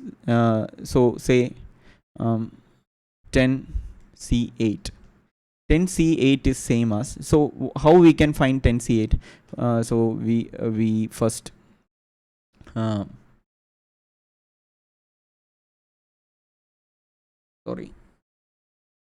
we first write 10 into 10 factorial by 10 minus 8 factorial, 2 factorial into 8 factorial. 8 factorial get cancelled. 9 into 10 is 2, 5.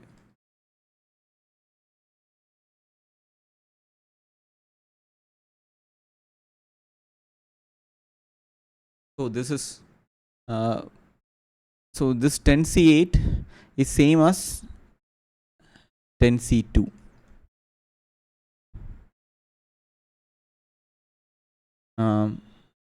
10C2 becomes, when you find 10 into 9 by 2 factorial, 5, 45.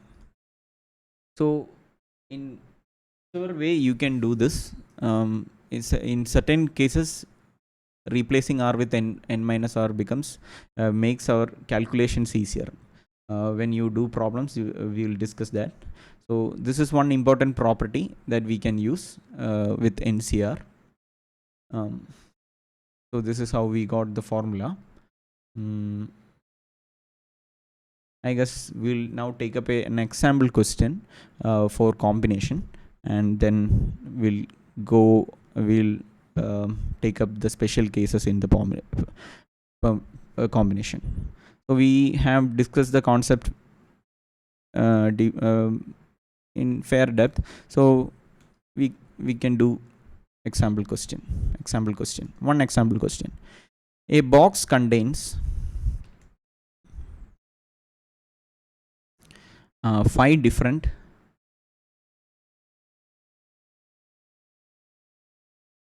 red and 6 different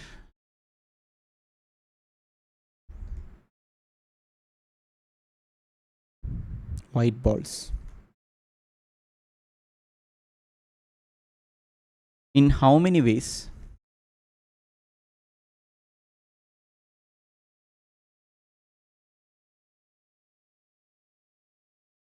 can 6 balls be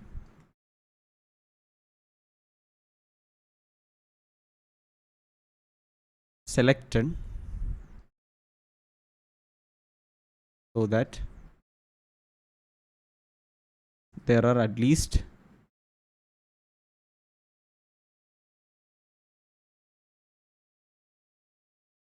2 balls of each color?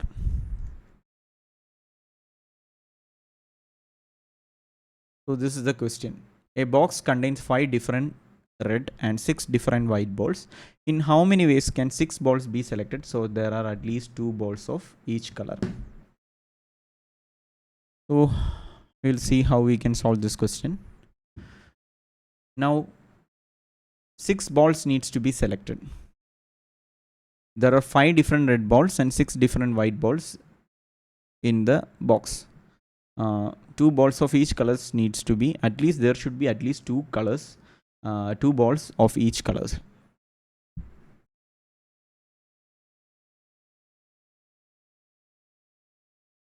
The approach to this question should be, we first have to identify the total number of cases that can come. Since we have certain requirements, we should see satisfying that requirement what total different scenarios can come, and once we have found out the different scenarios that are possible, we'll see how we can use the NCR formula or the combination formula to choose that different scenarios. So our first scenario, so it is given that there are 6 red and 5 white balls, right? So it is also a requirement that we need to choose at least two balls of each color. So two balls of each color should be chosen. So two white and two red we have to choose. Then we need to choose two more balls. Two more balls can be chose in how many ways? It could be either two red balls or two white balls or one red and one white. So these are the three kind of combinations that are possible. This two white and two red is common in all the cases. So if that is the case, we can split the whole selection into three different categories. So where in the first category we have two red and two white. So total 4 red and 4 red and 2 white.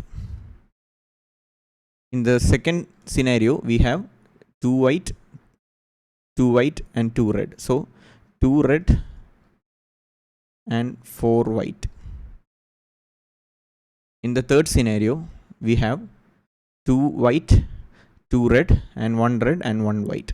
So 3 red and 3 white. So these are the three different scenarios that may we may end up with. So now we can use the fundamental principle of addition in this question. So interestingly, this is the first time we are using the fundamental principle of addition in a question in this video. So why we are applying fundamental principle of addition here? These are three different scenarios that may come. So what does fundamental principle of addition says? If we have two different scenarios that may play out, and one different scenario, one job can be done in m ways and a different independent job can be done in n ways, then both the jobs, either one of the job can be done in m plus n ways. So either one of the scenarios can play out in total. If this play out in m ways and this play out in n ways and this play out in say k ways, then total number of ways that can happen will be m plus n plus k. So we will find out each scenario, each number of cases, in each scenario what are the possible number of selections we can make. So 4 red out of 6 red balls we need to select 4 red. So 6c4, and then we have to choose 2 white balls. So into 5c2. So 6c4 into 5c2 gives us total number of ways we can do this. Can you think why this is not plus here? So it is not like we are first selecting 4 red balls, either this or that. We are choosing 4 red balls and 2 white balls. So for each 4 selection we made in red balls, and into comes why. The reason why there is an into here is for each, say I will just draw one example. So our selection here was R2, R3, R4 and R5. Out of all the 6 red balls, these were the 4 one we selected, and then we choose 2 white balls. So say W1 and W4. So this is one. So this whole thing is one case. Similarly, for different W3, W4, different pairs of white balls, we have different cases. And then for a different pair of R2, 4 pairs of red balls, we will have say another set. So for different same set. So even for the same selections, for when the red ball selections changes, so R1, R2, R3, R4, this is different pair of 4 red balls. The same pair of W1, W4, W2, W4, etc. All these combinations will give a different selection. So this is a J1 and this is J2, and these two are performed in succession, and we have to use the principle of fundamental principle of multiplication here, not fundamental principle of addition. So you should understand that why we are using into here. So I try to explain this. So this is just like we are performing one job after another. So total number of ways both jobs can be completed will become J1 into the total number of ways we can complete the J1 into total number of ways we can complete J2. So what is this 6C4? 6C4 is same as 6C2. We earlier discussed the property, and 6C2 is nothing but 6 into 5 by 2 into 1. So cut 3, 5 into 3, 15. 15, and 5C2 is 5 into 4 by 2 into 1, 2, 10. So 15 into 10, 150 ways. This can be selected in 150 ways. Similarly, this can be selected in 6C2 into 5C4. Correct? So 5C4, 6C2 is, as I said earlier, 6C4 is same as 6C2, which is 10. So we have 10 into 5C4. 5C4 is same as 5C1, which is just 5. So 10 into 5, 50. Similarly, 6C3 into 5C3. So 6C3 is 6 into 5 into 4 by 3 into 2 into 1. So 3 into 2, 6, 5 into 4, 20. So 20. 5C3 is same as 5C2, which we got as 10. So 10. So 200. Sorry, I think there we made some mistake here. 6.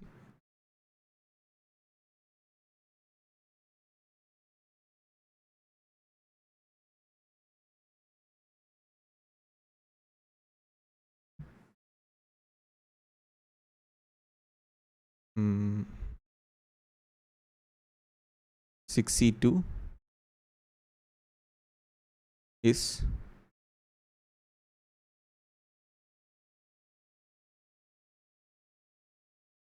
sorry, this is 15. I made a mistake here. This is 15. So 6C4, I say 6C2 is same as 6C4, which is 15. So I missed by mistake. I wrote 10 here. So 15 into 5 is 75. So 200. So total number of ways, total ways is, using the fundamental principle of addition, 200 plus 150 plus 75, which is 350. 450 minus 25, which is 425. So 425 ways. This is the answer to this problem. I'll just, for a thought experiment, I will just give you another way of approaching this problem, and you should tell me why that is wrong. So we have 6 red balls, and let me just check, and 5 white balls. So instead of finding as the total number of different cases that we may end up with, what is wrong if we do this solution in this manner is the question. That is, first we choose 2 red balls from this 6. So 6C2 ways we choose. It is our J1. And then we chose 2 white balls from this, which is 5C2 ways we can choose. It is our J2. Now we have already selected 4 balls. Now 2 balls needs to be selected. Out of 11 balls, 4 balls is removed. So 7 balls are left, right? In this 7 balls, we can choose any 2 random balls. The color doesn't matter. So that can be done in 7C2 ways. This is our job 3. So now we have selected the 6 balls, 2 balls, 2 balls, 2 balls. We have selected like this. So total we get 6 balls. So what is the answer to this? 6C2 is 6 into 5 by 2 into 1, which is 3, 15, into 5C2 is 5 into 4 by 2 into 1. So 2, 10, 15, 10, and 7C2 is 7 into 6 by 2 into 1, 3, 21. So this is 21, this is 10, this is 15. So what is the answer? 15 into 21, 21 into 15 is 5, 10, 1, 2,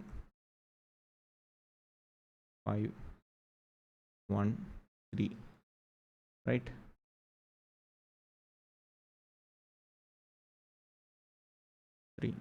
So 3150 ways. So we get 3150 ways. Definitely, since this is the answer, you can see that we have counted multiple, we have included a lot of redundant choices. But tell me why this is wrong. Why this approach? This is wrong. Why? Why this approach fails? If you have clearly understood what is principle of fundamental principle of multiplication, and if you have clearly understood the concept of combinations, then you should be able to tell me why this approach is wrong. So once again, what I just did was split selection of 6 balls into 3 separate jobs. First job is selecting 2 balls from red candle, since we should have at least 2 red balls, right? So first we select red balls, then we select 2 white balls, then randomly select 2 balls from the rest of the balls. So why this much additional number of cases we get if we proceed this way? So tell me why. So that is like a homework kind of question. So if you know the answer, do comment. If you are not able to find why this is wrong, then also comment. I will try to give solution to you. So yeah, okay, so this is the solution. So we have seen what combination is. We have also solved a question which applies the concept of combination. So this is the formula for NCR. So this is the basic of combination. Now we will see few special cases of combination which makes it more difficult than this. So we'll take up the special cases. Before taking up the special case, I'll just give another formula that will probably be helpful in solving some problems in the exams. So which is selection of one or more selection of one or more items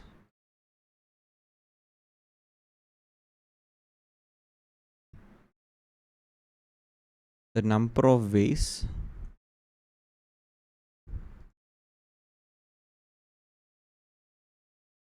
of selecting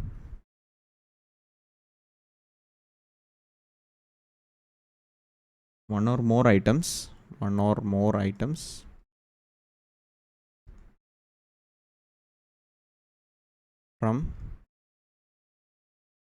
a group of n items.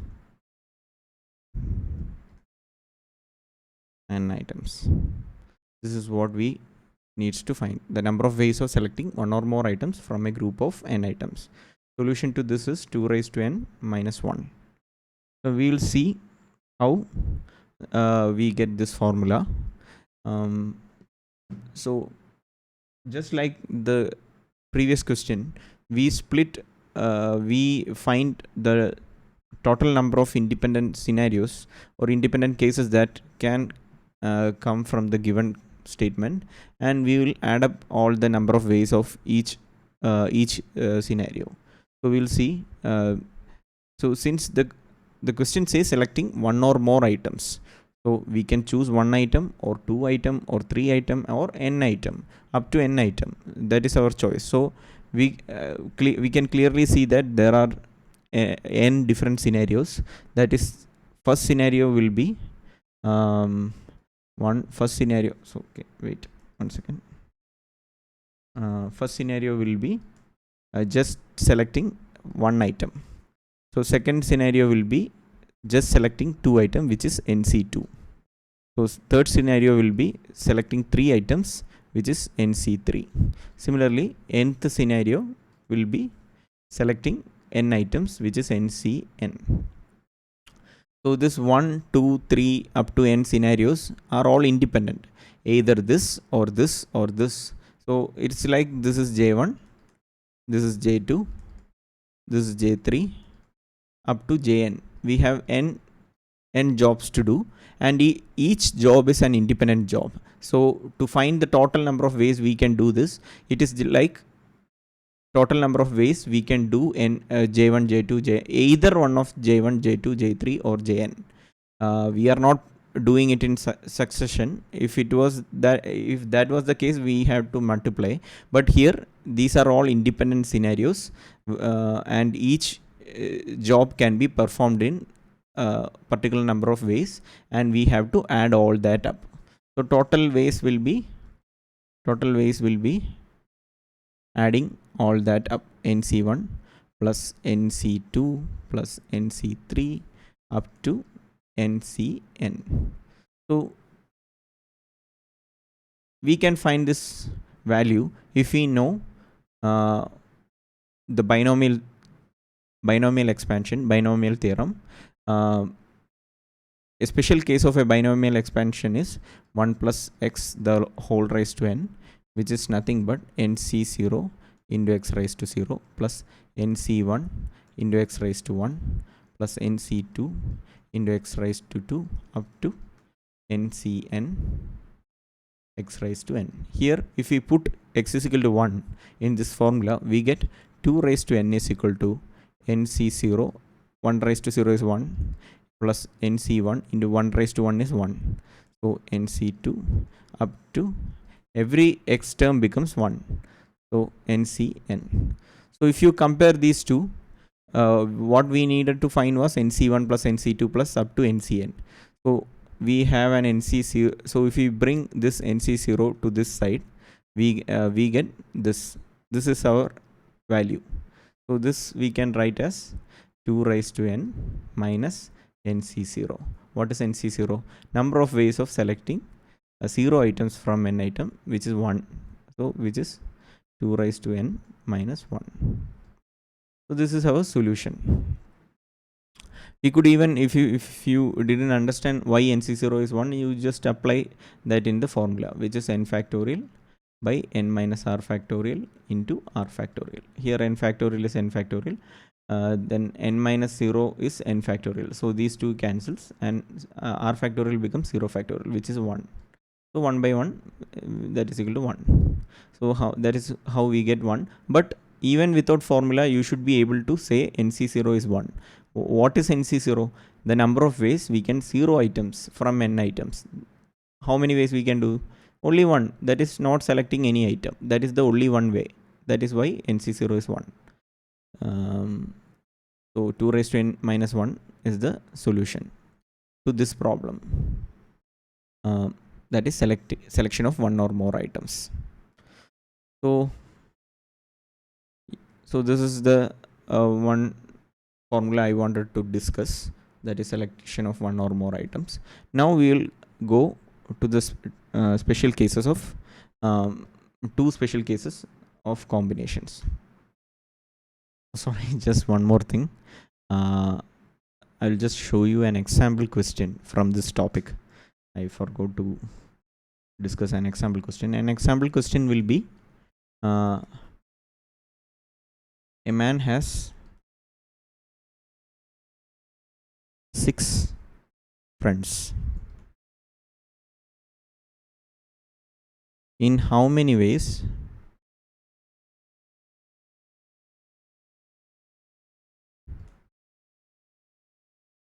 may he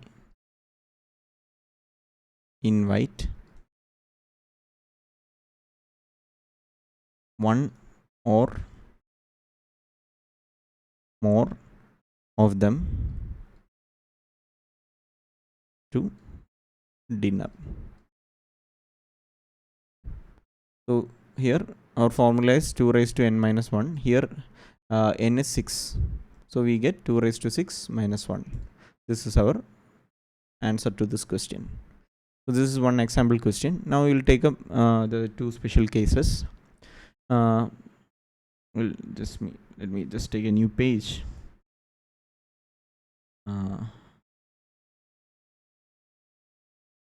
Okay.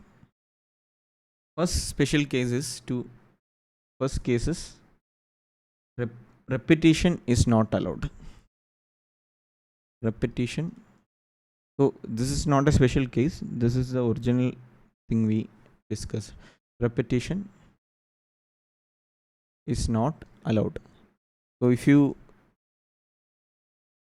the formulas we discussed, NCR, this is the case where repetition is not allowed. What does repetition is not allowed means? When we have n objects, O1, 2 to On. So in selecting our objects, say we selected O2. We cannot select O2 again. O2 is selected and we cannot choose O2 again. In certain scenarios, repetition may be allowed and O2 can be chose again. So that depends on the question.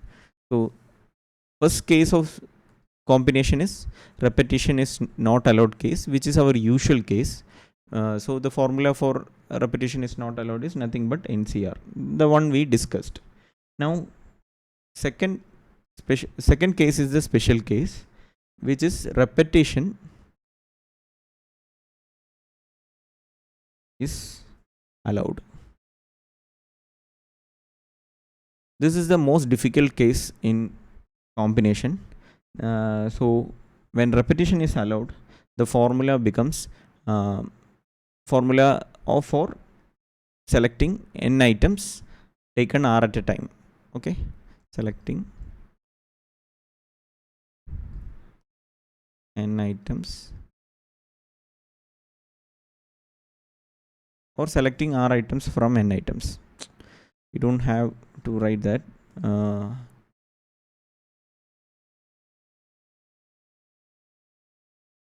N items, but repetition is allowed. So in such cases, the formula is n plus r minus 1 CR.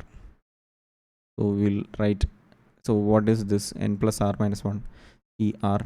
N plus r minus 1 factorial by so n plus r minus 1 minus r is n minus 1 factorial into r factorial. So this is the formula for repetition is allowed scenario. How the logic behind this formula is the difficult part. I will discuss that briefly.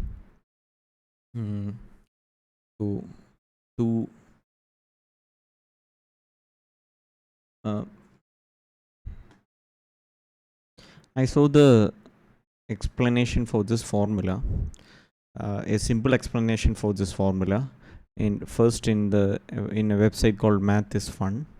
So the courtesy is to that website. Math is Fun. I found that explanation to be interesting, so I will be using that same explanation here. First, we will discuss a simple interesting case, and from that particular case we will develop a general formula.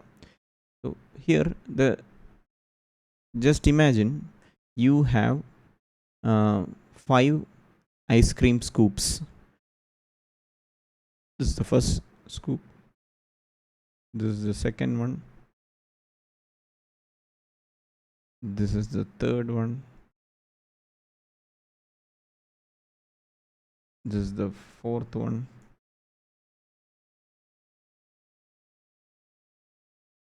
and Fifth one.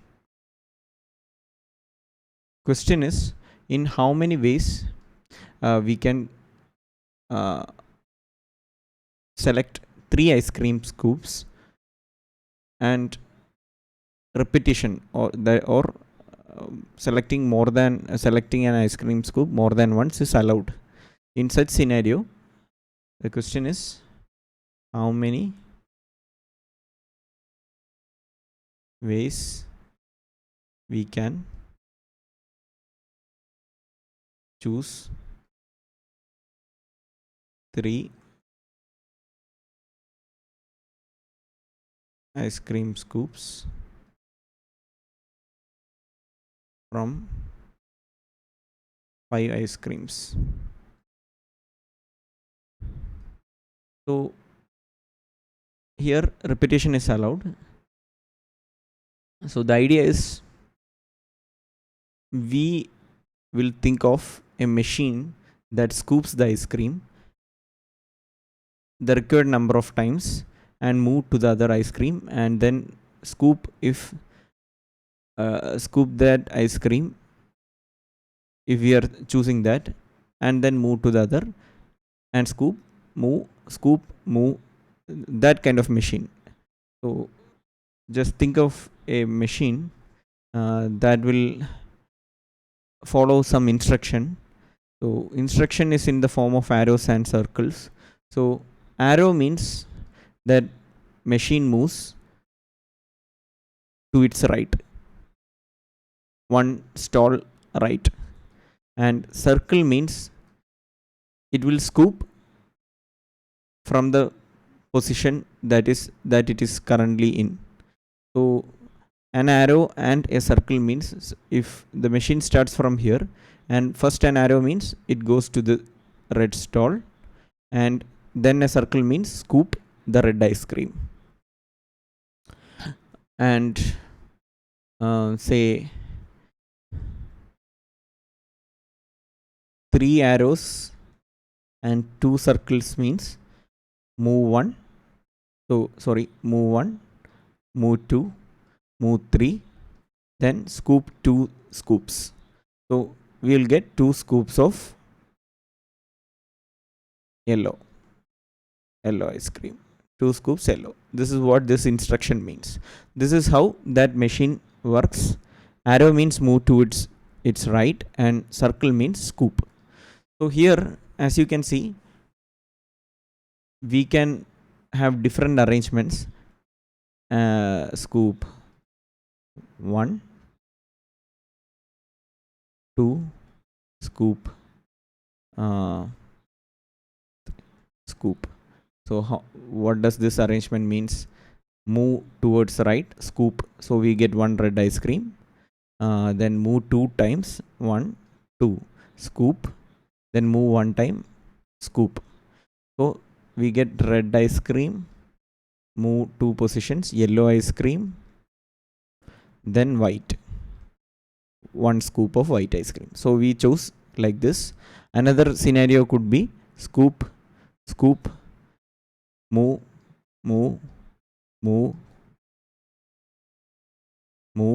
scoop. What does this arrangement means? This arrangement means scoop 2 red ice creams. Green.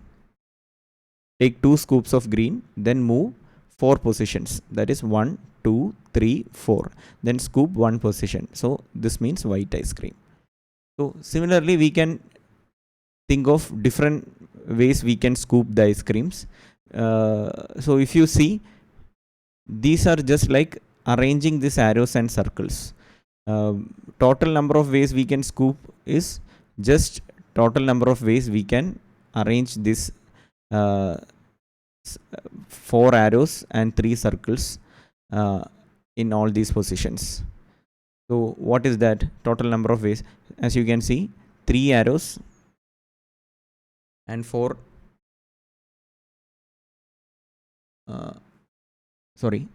4 arrows and 3 circles. So total number of ways we can rearrange this will become, in permutation formula, if you see, 1, 2, 3, 4, 1, 2, 3, 4, 5, 6, 7 items. 7 factorial by 1, 2, 3, 4. 4 factorial into 3 factorial. How did we get this? We have 1, 2, 3, 4. 4 of same 4 arrows. So P of M kind. One item of P. One item is repeating P times. So we divide it with P factorial, that is 4 factorial, and then another kind is appearing Q times 1, 2, 3, 3 times, that is divided with 3 factorial. So what is this 7, 4, 3? 4, if you see, 7 is nothing but, number of circles is R. Here number of circles is R, which is equal to 3. Now 4 is 1, 2, 3, 4. So number of total number minus 1. So if the number of times we have to move to reach this last one is 1, 2, 3, 4. Total 5. So 5 minus 1. So 4 is nothing but n minus 1. And what is 3? What is 7 factorial? 7. 7 is the sum of this two. So n minus 1 plus r, or 7 is n plus r minus 1, right? So this is how the formula comes. So as you can see, this is nothing but in formula, in general, if you write it in general manner, we get n plus r minus 1 factorial by n minus 1 factorial into r factorial. This is the formula we said, and this is nothing but n plus r minus 1 CR. This is also n plus r minus 1 CR. So this is how we get this formula. This is how we can think of how we can derive this formula. So one more example will make this example clear.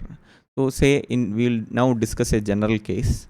Say we have O1, O2, O3 till On objects, and we need to pick 3 objects from say R objects we need to pick, and each object can be picked multiple times. In how many ways we can do that? Same method we will use. We will use instructions. One arrow means we will start from here, and one arrow means move from object 1 to next object, and circle means select that object. So we don't know how many times we select this object. So different combinations arise. So just like this, one arrow, circle, one arrow, circle, arrow, circle. Similarly, the instruction goes till the machine reaches this point.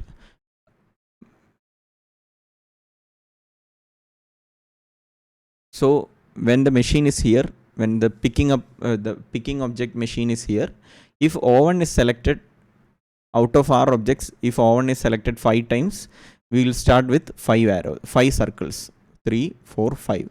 Then say R is equal to 5, and 4 O1 is selected 4 times. Then last object is selected 1 time. In that case, what happens? We will have all arrows till n minus 1 arrows we will have. Then after the n minus 1 arrow, we will have one more circle. What does this mean? 4 choices we made, 4 selection. If we wanted to select 5 objects, and we selected 4 times O1, then we moved till On, and then we selected On once. So in all the cases, as you can see, circles will be equal to number of objects we are selecting. So number of circles will be always r, and number of arrows will be always n minus 1. Number of arrows will be n minus 1. Okay, r and n minus 1. Now total number of ways we can do this selection will be what? Just arrangement.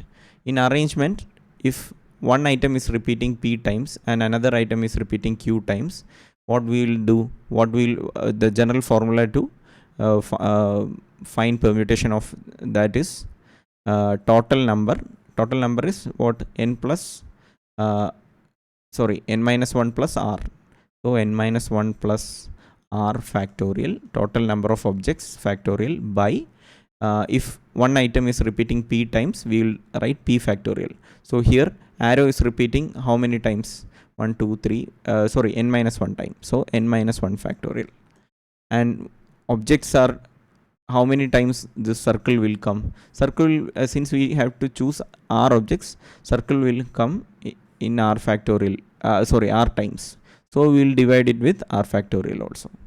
So if you didn't understand why we divided, we already discussed that in the previous video. I'll just show you this one. This one. Not all distinct cases. This you can just check this case where permutation of all objects when they are not distinct. We used this formula here. The total number of permutation of all this is this. This is how we get the formula in general case. So I hope you understood.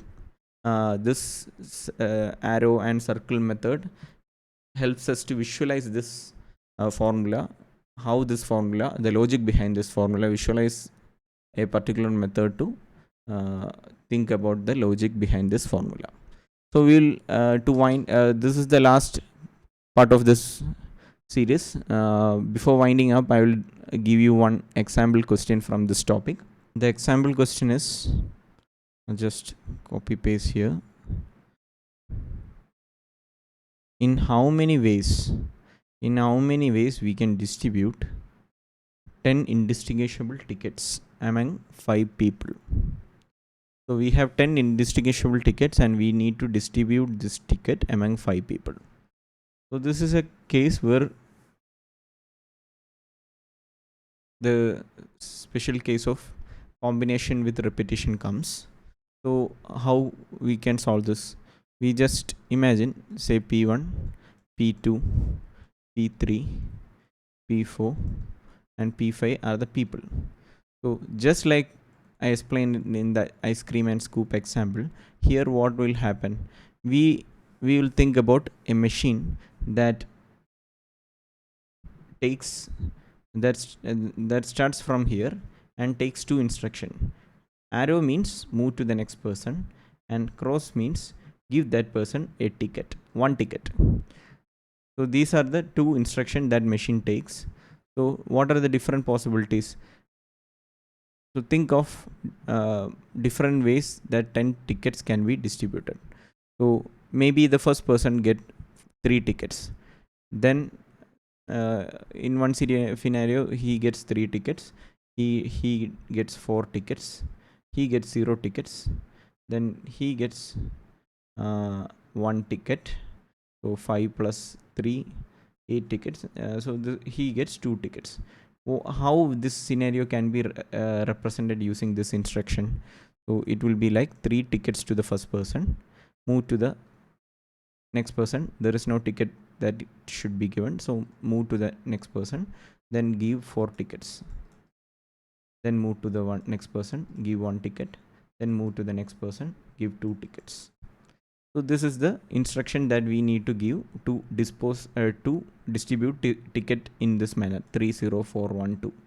So in different manners we can distribute these tickets. So in all the cases, as you can see, there are 3 plus 4, that is 7 8 10 x's. And how many arrows? Arrows will be 5 minus 1 4, 1 2 3 4. And total number of ways we can arrange this arrows and x's if you think.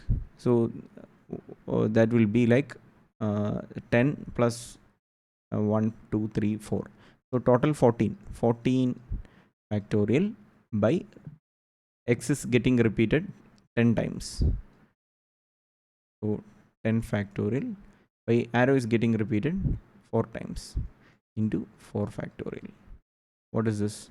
10 factorial and 14 factorial get cancelled, get cancels, and the remaining is 11 into 12 into 13 into 14 by 10 factorial gets cancelled with 14 and we get this, and 4 into 3 into 2 into 1. So 4 into 3 is 12. So 12 we cancels, 2 get cancelled with 7.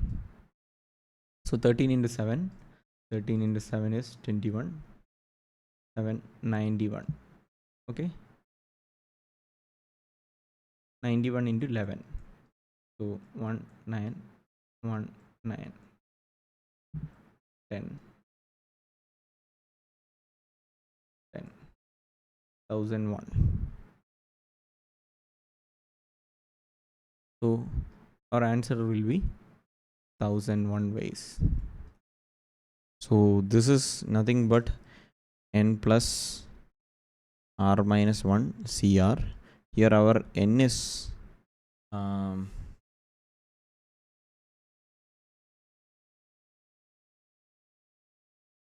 sorry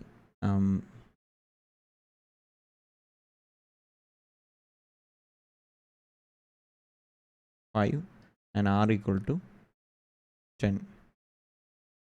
So n plus r minus 1 becomes 10 plus 5 minus 1, 14 C 10.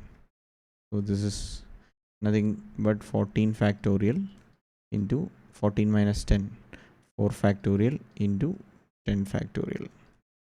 This is same thing we got here.